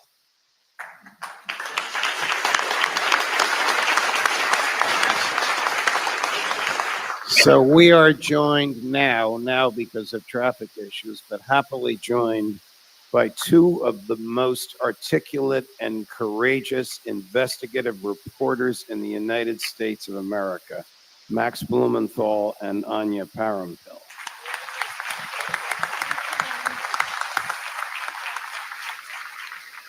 Also reasons for the popularity of Judging Freedom.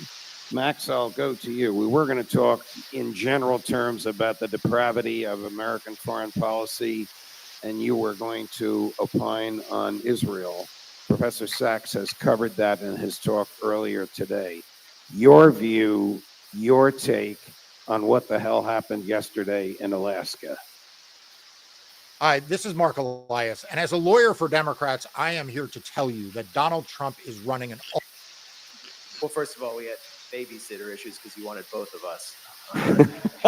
Usually we get to kind of trade off. I demanded both of you. It's like the president and the vice president can't be in the same place at the same time. But I don't know what the hell happened yesterday. It looked like a photo op to me, a very good photo op for Putin that legitimized him, that legitimized Russia's military campaign, that signaled that the U.S. understands that they're winning. But I don't know what actually took place or what will take place or where they will meet next. And the forces, the preponderance of force on Trump from the neoconservative camp. I mean, I felt for so long throughout, ever since January, we're witnessing the third coming of Bush's first term. I refer to Trump as Orange McCain these days. So I don't actually know where this is going to go. And I would like to weigh in quickly on what's happening with Israel, because Israel has damaged the credibility of the U.S. everywhere on the world stage, to the point where it's no longer taken very seriously, and reduces Trump's ability to make a deal anywhere. The rules-based order has completely collapsed. The U.S. is supposed to be this nation that represents global liberalism in the post-World War II order, and we are supporting an ethno-supremacist colony as it enters the final stage of what it began in 1948, which is a campaign of ethnic cleansing for basically racial purity. And every faction in Congress supports it. The entire power structure supports it. You see on your way here to this ballroom, military contractor after military contractor. Our economy feasts off of it. This is like the corridor of death out here. Microsoft's offices are right down the road in Reston. They have 2 giant skyscrapers dedicated to them. And we just learned through Israeli reporters that Microsoft's Azure cloud is hosting Israel's database of Palestinians in the Gaza Strip because they had run out of their own cloud space. And that is the database they use to determine targeting for their AI gospel system. In other words, their automated AI genocide system, and Microsoft is hosting it. Wow. So we're witnessing a complete collapse of the rules-based order, and it starts here, it moves through Tel Aviv, and what we witnessed was merely a photo op. Anya, to your field of specialty, which is Latin America, why did the State Department put a $50 million bounty on the popularly elected president of Venezuela 2 weeks ago? Oh, well, this is a fun question. And to look at the follies of the Trump policy in Latin America, I think it's most illustrative to compare the way the United States under Trump has treated Venezuela, which is probably considered the great enemy in the region, versus its great ally, or the one leader who has come from Latin America to celebrate with MAGA repeatedly, and that's Javier Milei in Argentina. So there are probably a lot of people in this room that might be a fan of Javier Milei, even though my friend Daniel McAdams called him out very early and said, watch this guy, because he's branded as a libertarian, but it might not be that simple. And what I just want to emphasize with these 2 cases is that, yes, libertarianism, it might be a brand that he can use in Argentina, but really what he's implemented is just your standard IMF prescribed neoliberal package of privatization, slashing of public spending.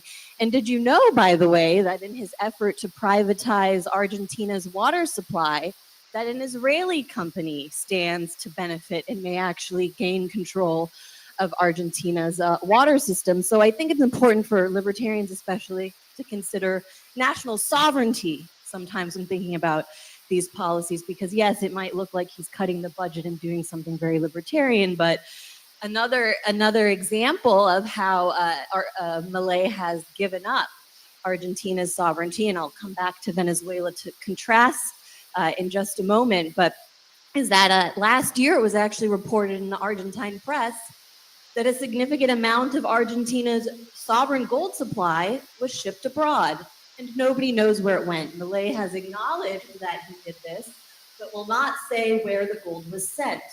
Now contrast that with Venezuela, the boogeyman of the region, which, yes, the judge just mentioned, the United States slapped a $50 million reward, which I think I can claim because he's in the presidential offices, Maduro. He's working in Miraflores Palace.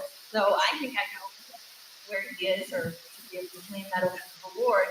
In reality, this reward came down the same week that the Trump administration actually approved Chevron operating in Venezuela.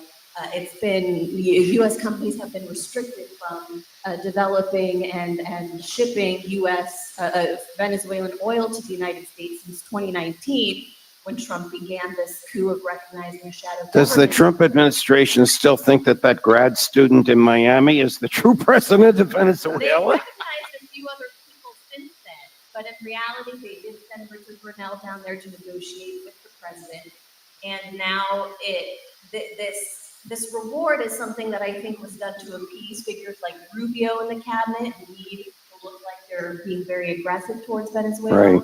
while they move to normalize. And just the last point I wanted to make on that point was that I talked about Malay shipping his gold reserves abroad. Well, 5 months before the United States recognized Juan Guaido, this now Miami grad student, as the president of Venezuela, the Venezuelan government under Maduro actually lodged an official repatriation request with the Bank of England asking to bring back their sovereign gold supply.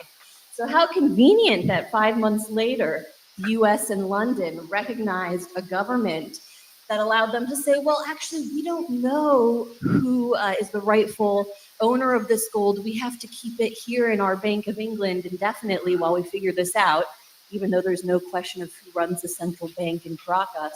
So I just wanted to compare those two in the brief time. Wow. I think the gold is a way of illustrating what it means.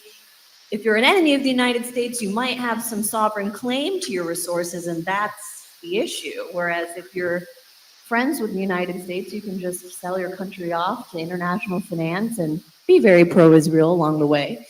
And that's kind of what Malay has done to win favor in Washington. Thank you, Anya. Colonel Mcgregor, what are the dangers of 750 military installations around the world in 80 different countries, owned, operated, manned, and funded by the Pentagon? Well, I hate to correct you, but I think it's a little over 850. At this point. Happy to be corrected. Well, I can't add too much more to what Jeff Sachs has said. There are 3 areas on a man's body that show he's likely got a hormone problem: chest fat, love handle. His point is accurate. In most cases, these things are a legacy of the Cold War. And if you go back and look at the original executive order signed by the president at the time, it talked explicitly about maintaining the necessary logistical lines of communication and support bases so that we could, in fact, respond to the Soviet threat or the threat of, at that point, what people thought was global communism, wherever it manifested itself. So if you go back and look at those original bases, some of those can still be justified, at least in terms of if you want to logistically try and support yourself. But you go to a place like the Pacific, there are only 2 or 3 places where you can stockpile a great deal of fuel and ammunition, water, and so forth. All 3, with one exception, there are 2 that are islands. The other is a very large body of landmass. I don't want to tell you where they are because, in theory, I would be violating some important security information. But if you look at those 3 locations, they could be annihilated in the first opening minutes of any war that you might fight with anybody. In which case the entire fleet can't operate. People don't understand that in 1941, after Pearl Harbor, the whole U.S. fleet, which according to the war plans was supposed to move decisively east in the direction of the Philippines, withdrew everywhere. Well, we only had 11 refuelers in the fleet, 11 tankers effectively that could refuel the fleet. And the chief of naval operations says, we don't have enough. We can't do it. What I'm trying to tell you is that we can't do most of what we have planned to do today because the world has changed. Precision, guided missiles, overhead surveillance, all of these things militate against the style of warfare that we like, which is, or we think we like, which is World War II. But most people don't even know what happened during the Second World War, or they would rethink their assumptions. So most of those bases can be eliminated very quickly without any loss of security. Some you will want to retain. There's no question about it. And the countries in which they sit, in many cases, may be happy to have them. But the point is, it's time to sit down and look at the 850. And I'd be very surprised if you couldn't cut that down to about 120, personally. Max, That's the best I can do. Max, what would it take to stop Netanyahu's slaughter? It would take a total arms embargo, and it would happen tomorrow. And what we're hearing is from the Europeans, statehood for the Palestinians. Where's the state going to be when Gaza is fully ethnically cleansed? And the West Bank, the Israelis are just authorizing settlement activity in E1, which will fully close off any part of East Jerusalem as the capital of the Palestinian state. So it's empty bluster. We'll give the Palestinian Authority more power on this in the UN, perhaps. And then we see Bernie Sanders actually finally putting forward an arms embargo. Ro Khanna is doing it in the House. They're getting very little support. I think 23 Democrats supported it. The rest of the Senate opposed it. And long term, it will take registering AIPAC as a foreign agent, which Thomas Massie is pushing. And what we need to do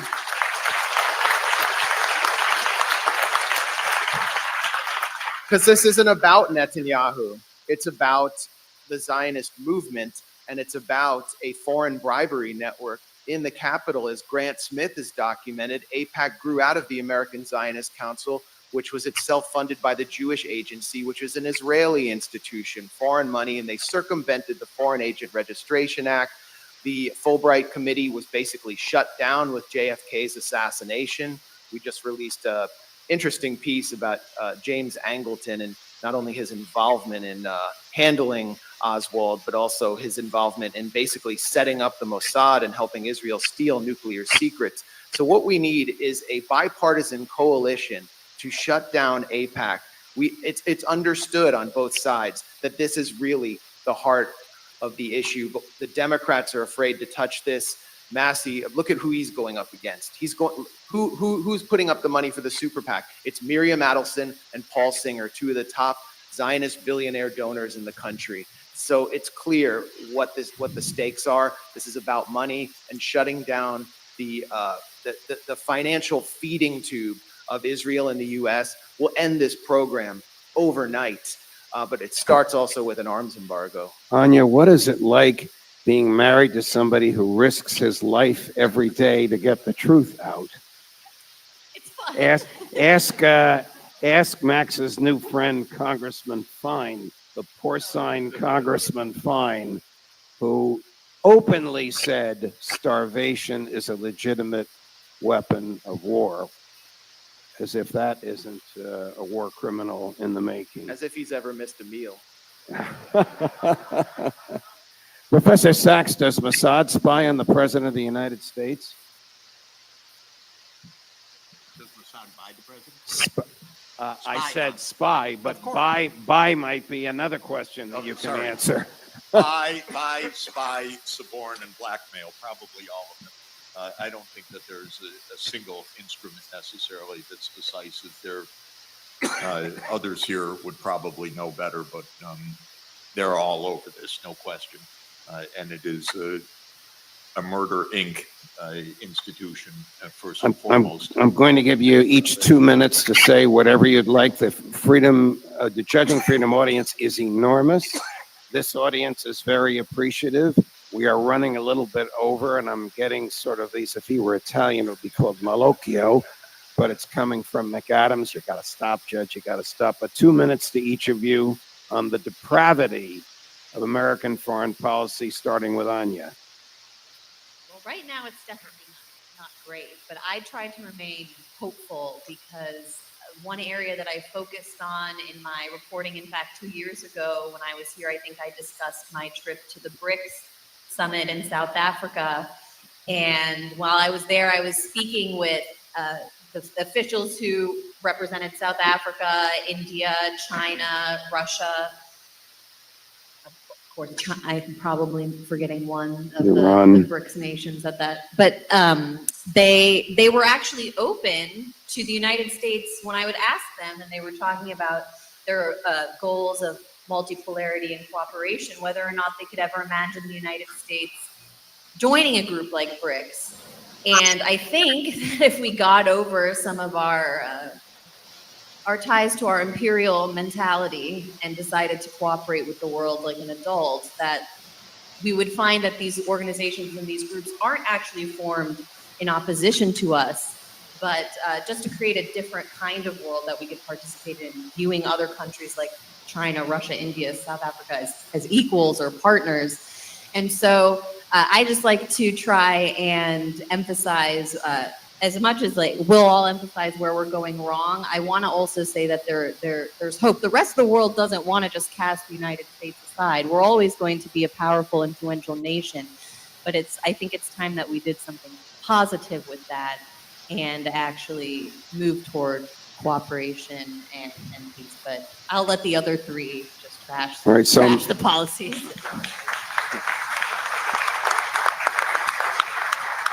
This is going to sound worse than it is. Max, 2 minutes on depravity. I've never really been a 2-minute man, but I'll try.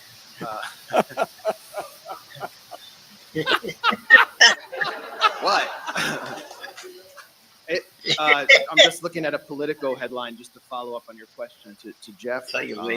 Israel accused of planting mysterious spy devices near the White House. This is Politico 2019. Remember that? I mean, some of you probably don't remember because it wasn't a scandal. The scandal was Trump, Putin, Russia, Trump. It was just that nonstop. Israel spies on this country more than any other country. It's industrial grade spying. And another reason that many politicians, elected officials are afraid of taking this on is the fear of assassination. Let's face it, especially an executive. Beyond that, look at what the U.S. has done in Syria. You want to talk about depravity? Look at the slaughter of the Druze, the slaughter of the Alawites, over 10,000 massacred in just a week by Al-Qaeda bandits, many of them from Uzbekistan and Chechnya and other countries. And the U.S. then sends in lobbyists to try to arrange the normalization of Syria's Al-Qaeda government with Israel and legitimizes Jolani in the midst of this massacre. And you know who's next? It's the Christians. And we are signing off on that entire campaign, all because Syria has been neutralized as a potential threat to Israel, and they're starting to arrest Palestinian resistance leaders. And Israel's still bombing Syria. We are pushing Lebanon towards civil war right now, demanding Hezbollah disarm. They will not do so. The United States government wants Lebanon in a civil war. And I was just interviewing an analyst who's a friend of ours from Iran in Tehran yesterday, and everyone there is bracing for another round in which Israel will inevitably drag the United States into another military conflict with Iran. They consider it absolutely inevitable. It could happen by the end of this month or September. And how does this serve us? How does this advance American interests in any way? Why aren't we even having that debate? An important day is coming for every American with money in the markets, and it'll be here sooner than you think. We're not. And this is just talking about one region. Going back to your initial question, just to wrap up about this summit in Alaska. Well, if had there been a peace deal, a durable peace deal, it would have been done with the consent of the military leadership and the intelligence apparatus so that the U.S. could move on to Iran and then China. And that's the depravity there, is that we are in a state of permanent war until we face a real political revolution in this country. The kind of revolution that, while I'm not a libertarian, I still carrying my communist card, the kind of revolution that Ron Paul was putting forward in his presidential campaigns on foreign policy.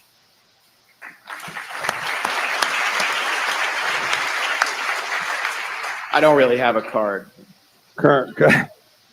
Colonel, is Donald Trump free to do something against the will of the deep state? Short answer is no. And I would say I agree with everything that's been said. But I would point out that I do not expect anything to change dramatically in any particularly positive direction until the financial system collapses and we go into a serious crisis. That's simple truth. That's it. It all runs on money. When the fake money runs out, then things will change because we'll pull everything overseas back to the United States and we will focus internally. To your I don't know what the answer is. Are we going to become embroiled in a larger scale war that will involve Russia and China, as well as Iran and potentially other states before the collapse? Because if that happens, that's unfortunate. I would prefer to see the collapse first, because the collapse would then prevent us from committing suicide. But I see no evidence right now for anything changing without that particular event. Professor. Okay, so the reason why I wanted to play this particular video was that there were a number of issues that came up here and that were discussed here, which reflect on the possibilities of Trump and Putin to come to larger agreements, not involving just the war in Ukraine, but also involving a comprehensive peace where the United States and Russia would be at peace and would not be involved in any proxy wars. Okay, the kinds of issues they're talking about here, okay, are very broad issues. In particular, the issue the judge just raised, with Doug Mcgregor, is the president free, to do anything serious to change the situation? That question is very important because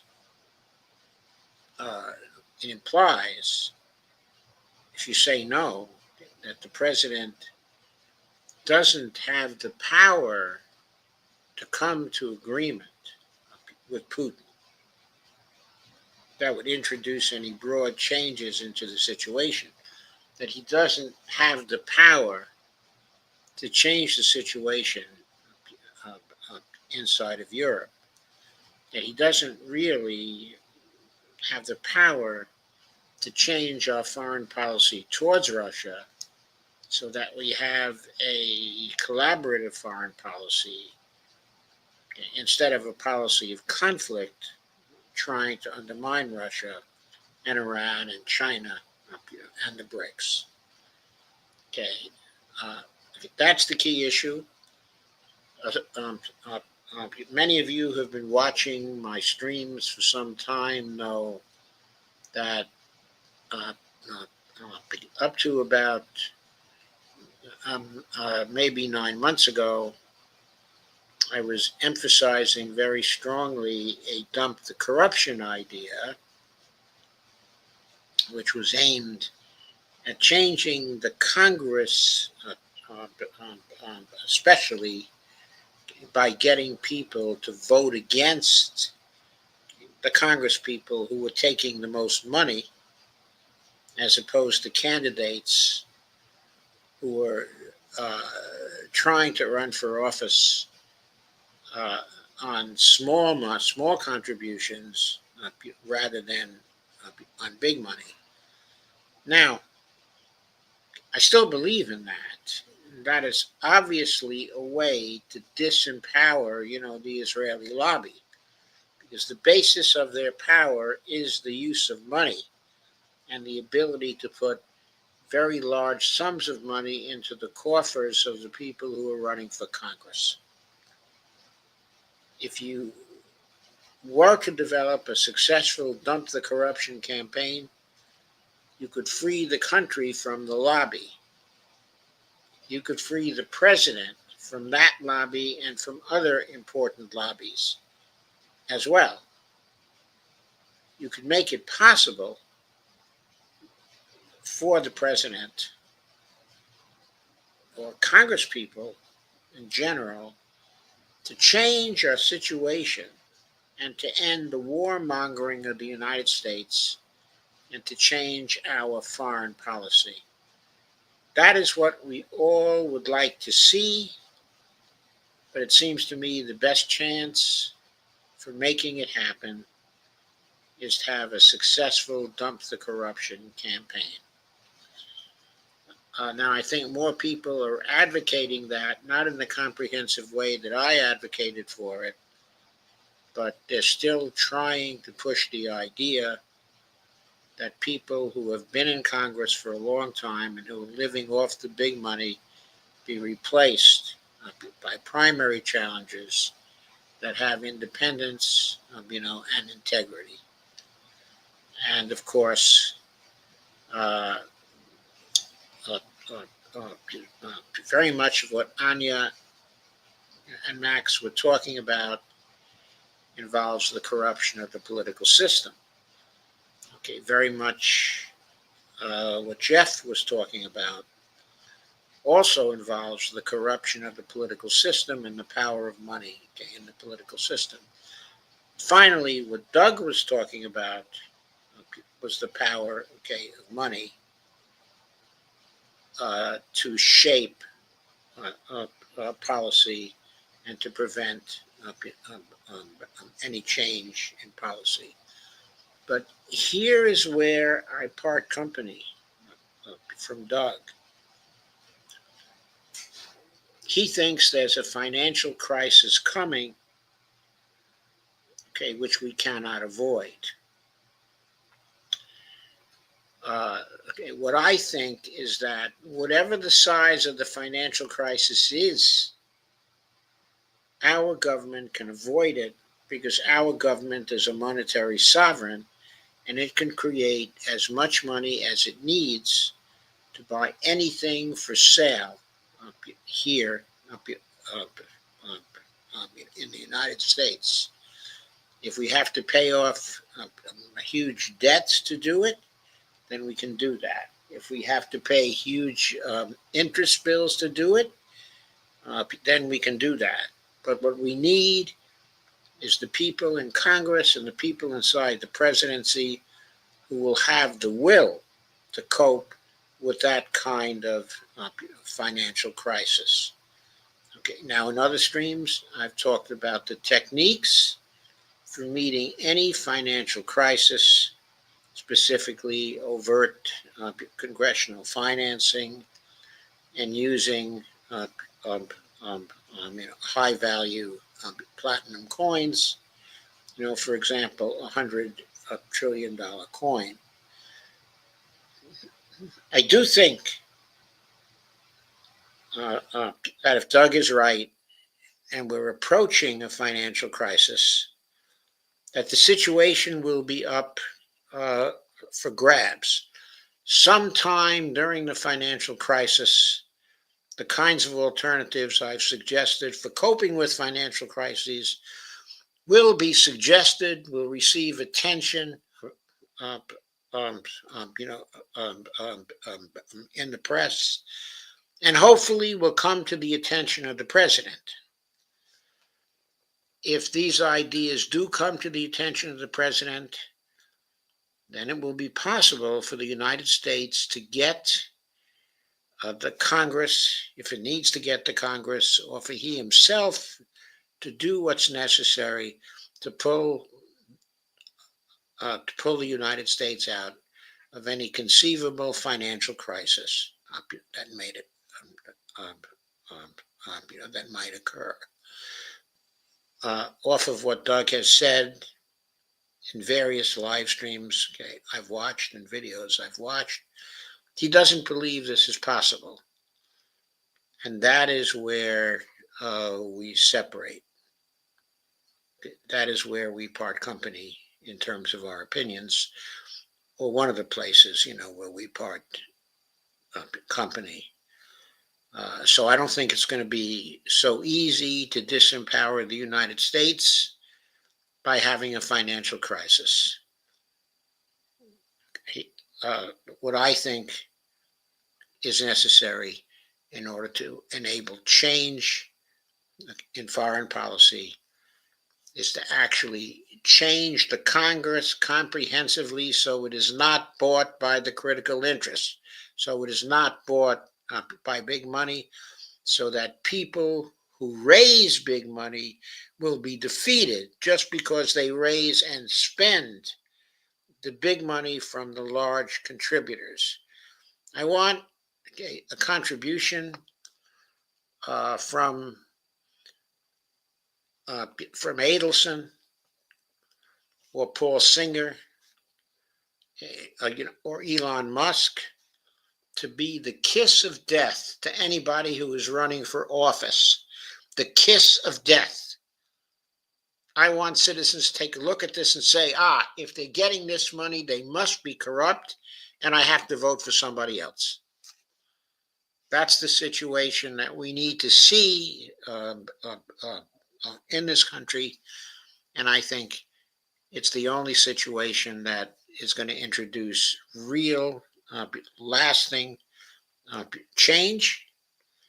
I do think it may be possible for Trump to find, the courage to defy the interests and pursue a peace agreement, with Russia. I think it's possible for that to happen. I'm skeptical about whether it's going to happen in the next few weeks to months. Trump is going to face increasing pressure to fall back into the old pattern of foreign policy and stop talking to the Russians, stop talking to the Chinese, and stop talking to whoever else the interests want him to stop talking to. And I doubt he has the strength of character necessary to tell the people to go fly a kite. There's also material danger in this, because the deep state has killed the president before. And of course, it would be relatively easy to kill Trump in some subtle ways. I don't know whether such a thing would happen if he defied the interests. But in any case, I hope he has the courage to do that. So we still have a few minutes to complete this stream, and I'm going to turn it back on now. Sachs, when you were, sorry.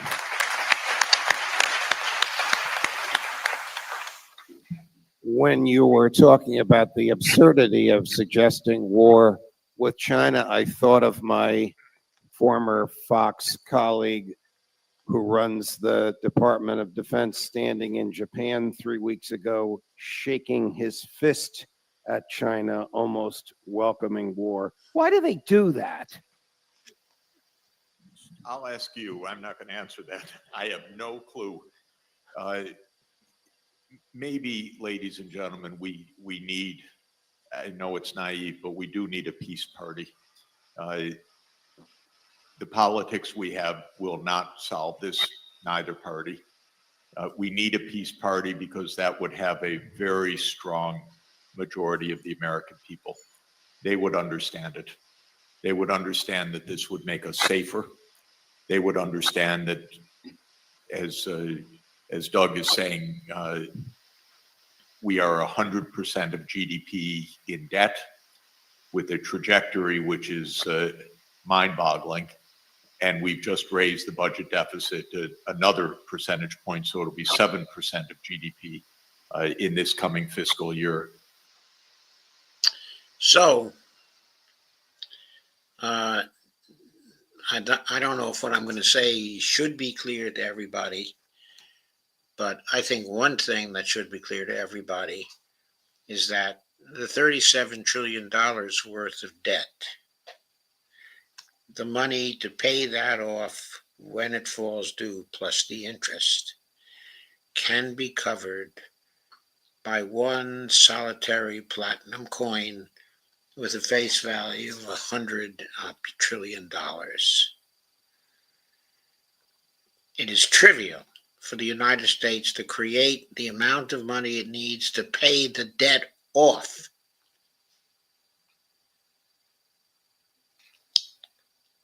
The kind of debt we have is not a problem for a monetary sovereign.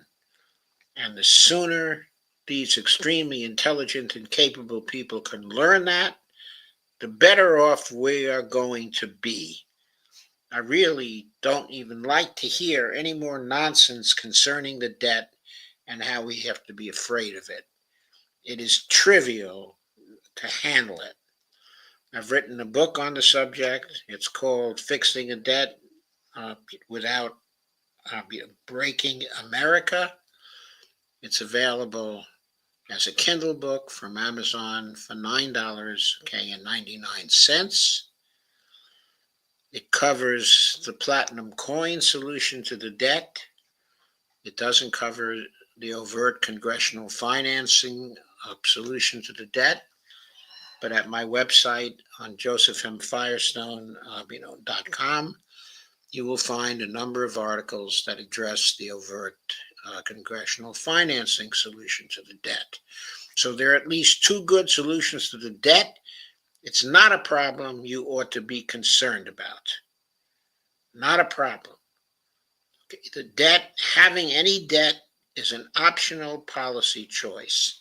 Increasing the debt is an optional policy choice. We can have deficit spending without making the policy choice to issue debt, to issue corresponding debt. That is a separate issue. There is no law that mandates the Treasury Department to issue debt to pay for deficits. It's just something the government has always done since gold standard days, and it continues to do it. But it's BS. It doesn't have to happen. Okay, let's go on with what Jeff has to say now. We can't afford what we're doing. We can't afford what we're doing. I mean, we can't afford it because of all the evil consequences of it. But we can afford it from a monetary point of view. And it is foolish to say that we can't afford it, because other people will say we can afford it. And they'll go on spending on the wrong things. If you say we can't afford it, you have to say we can't afford it because it will have this bad effect and that bad effect and the third bad effect and the fourth bad effect. But what effect it will not have is driving us into a state of bankruptcy as a nation, because we never have to go into bankruptcy. There is literally no such thing for a monetary sovereign such as the United States. It is not a thing. It's not safe. It's not prudent. It's not moral. It's not practical. It gains us no benefits whatsoever. And I agree with all of that. That is the sense in which we cannot afford it. And what you've heard from everybody is that it's not even hard to stop these conflicts. In fact, we've all used the expression in a day, and it's literally true, because these are artificially prolonged conflicts. These are not conflicts that have some existential, unbendable will. But we have to add, the conflict over Ukraine is existential for Russia, or at least the Russians believe it is existential for them. That the threat that was emanating from the Ukraine of a 600,000 person strong army at the beginning of this war, they believe that was an existential threat, to them. And they believe bringing that nation under security control for Russia is ending an existential threat for Russia. On the other hand, there is no case that can be made on the part of the United States that Russian victory in Ukraine is an existential threat to the United States. It just is not.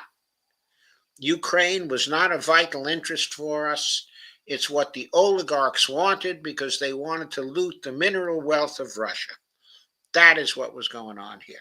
Are choices that are terrible choices made for particular interests and for particular reasons that don't serve the American people. And Jeff is right on the money about that. I don't love financial crises. I've used to make my career working in places with hyperinflation. You are right about the dangers, but I wouldn't relish it. I'd hope we could get to this before we hit that stage. So I'm still hoping that we could figure out a way. You guys figure it out. How could we have a true political movement of peace? Because if you go through that optic, all the rest can fall into place. Thank you. My view is that what we need more than a political movement for peace is a dump the corruption movement. Because I believe that if the corruption is removed from the government and none of our representatives are beholden to big money, then our representatives will move for peace because peace is in the obvious interest of the United States and its people. So I believe it's the dump the corruption movement which is more important. If we start a peace party and that peace party has people who continue to take the big money, we will never have peace. I think it's about the money, first of all, and getting it out of politics. And the only way to do that is to make taking the money the kiss of death for office. It should have been the kiss of death for Trump. It should have been the kiss of death for Harris. But not enough people saw it in that way.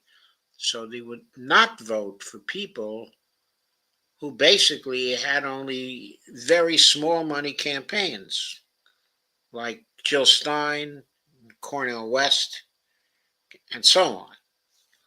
But those are the people who would have ended the war in Ukraine. Neither of them would have been caught dead in that war. But of course, there was no one to vote for them because their voices were drowned out by the big money.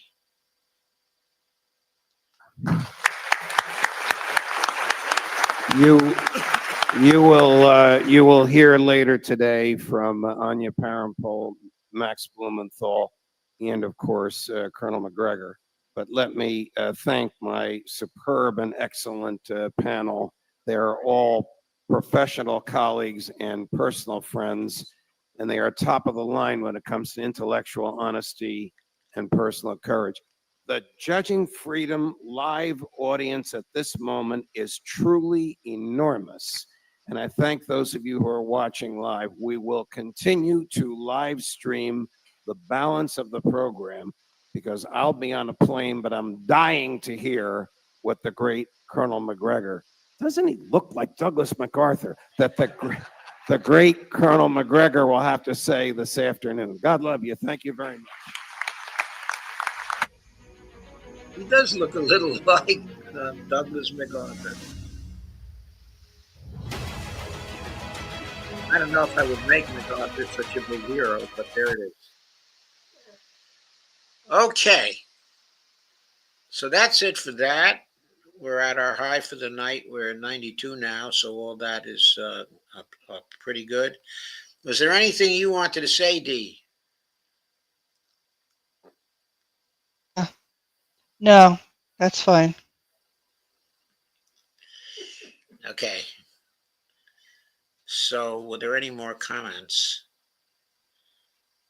No, I guess not. I guess there were no comments about my two rants that I ended the program. You said it all. So anyway, then I guess it's time to say goodnight. We've been here for 3.5 hours. Yes. I think that's enough, okay, for Saturday night. Okay, I will be back, okay, on Tuesday. I find myself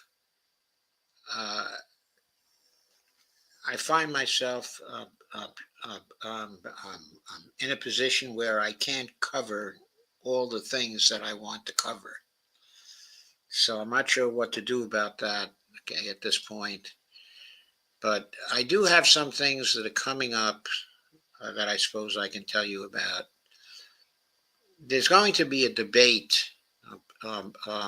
in the Green Party between the people who favor, okay, a monetary point of view that was advocated by, the American Monetary Institute. Okay, there's going to be a debate between the partisans of that point of view and the partisans of the MMT point of view. Warren Mosler is going to represent the MMTers, and Joe Bongiovanni, okay, is going to be representing the AMI point of view. Now, the AMI point of view has been dominant thus far in terms of the Green Party. It's been dominant for a long time, since 2010. Warren Mosler, who very often is recognized as the father, okay, of MMT, is considering running for president, in the Green Party, okay, as a candidate. And of course, he wants to change the monetary views in the Green Party to the MMT point of view. So that's, what this debate, okay, is going to be about. I have been called upon to do some streams to host the two principals who will be debating in the run-up to the big debate. And in the coming weeks, I will probably, be interviewing one, okay, or both of them, perhaps at once, but also certainly singly. And so I may be adding some special shows to handle that, because I've got to have my Tuesday and Saturday shows for foreign policy, because the foreign policy stuff is so vital, okay, at this point, where the survival of the whole world, okay, is threatened.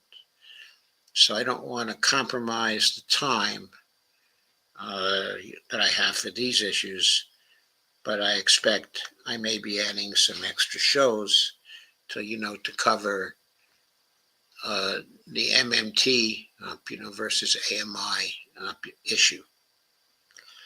So I give you advance warning of that. There may be some extra shows that are added, okay, in the coming weeks.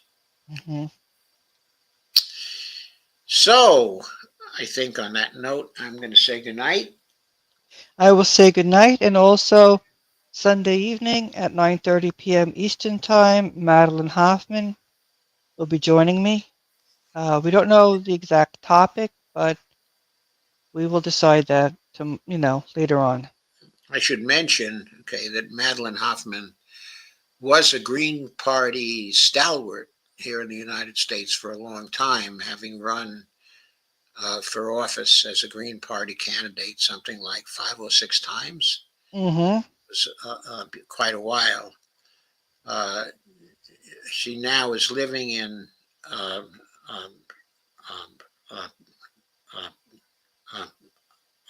Colombia, and seems to be quite happy there, in spite of the fact that she has a few official difficulties that she has to resolve. But she's a regular on Dee's show, and I know if she joins Dee on Sunday night, she will have some very good things to say. Yes, and she's also still very active in meetings with the Green Party. She attends them online, the meetings, Zoom and all. Good. Okay. I did not realize that. So if she's not already aware, she will soon become aware of the coming debates, in the Green Party over the MMT point of view on money versus the AMI point of view, okay, on money. Okay, I was involved in that actually myself, because in the year 2018, the MMTers in the Green Party were trying to change the platform of the Green Party so that it was more consistent with both points of view, both the AMI point of view and the MMT point of view. Unfortunately, AMI people were able to block us at that time. But I suspect the MMT people are going to be stronger now in 2025 than they were in 2018. But we will see. We will see how things go. Mm-hmm. So again, good night. Good night, everyone, and I will see a lot of you later on. Okay. 9:30 p.m. Eastern Time. And thank you very much, Dee, for coming. And thank you for having me, and good night, Bonnie. Good night. Okay, it was a great pleasure. And enjoy yourselves today. Okay, I want to thank you for the attendance we have here tonight. I know that much of it was due to your efforts at marketing the show. Oh, thank you. So thank you very much. You're welcome. And good night. Okay, good night, everybody.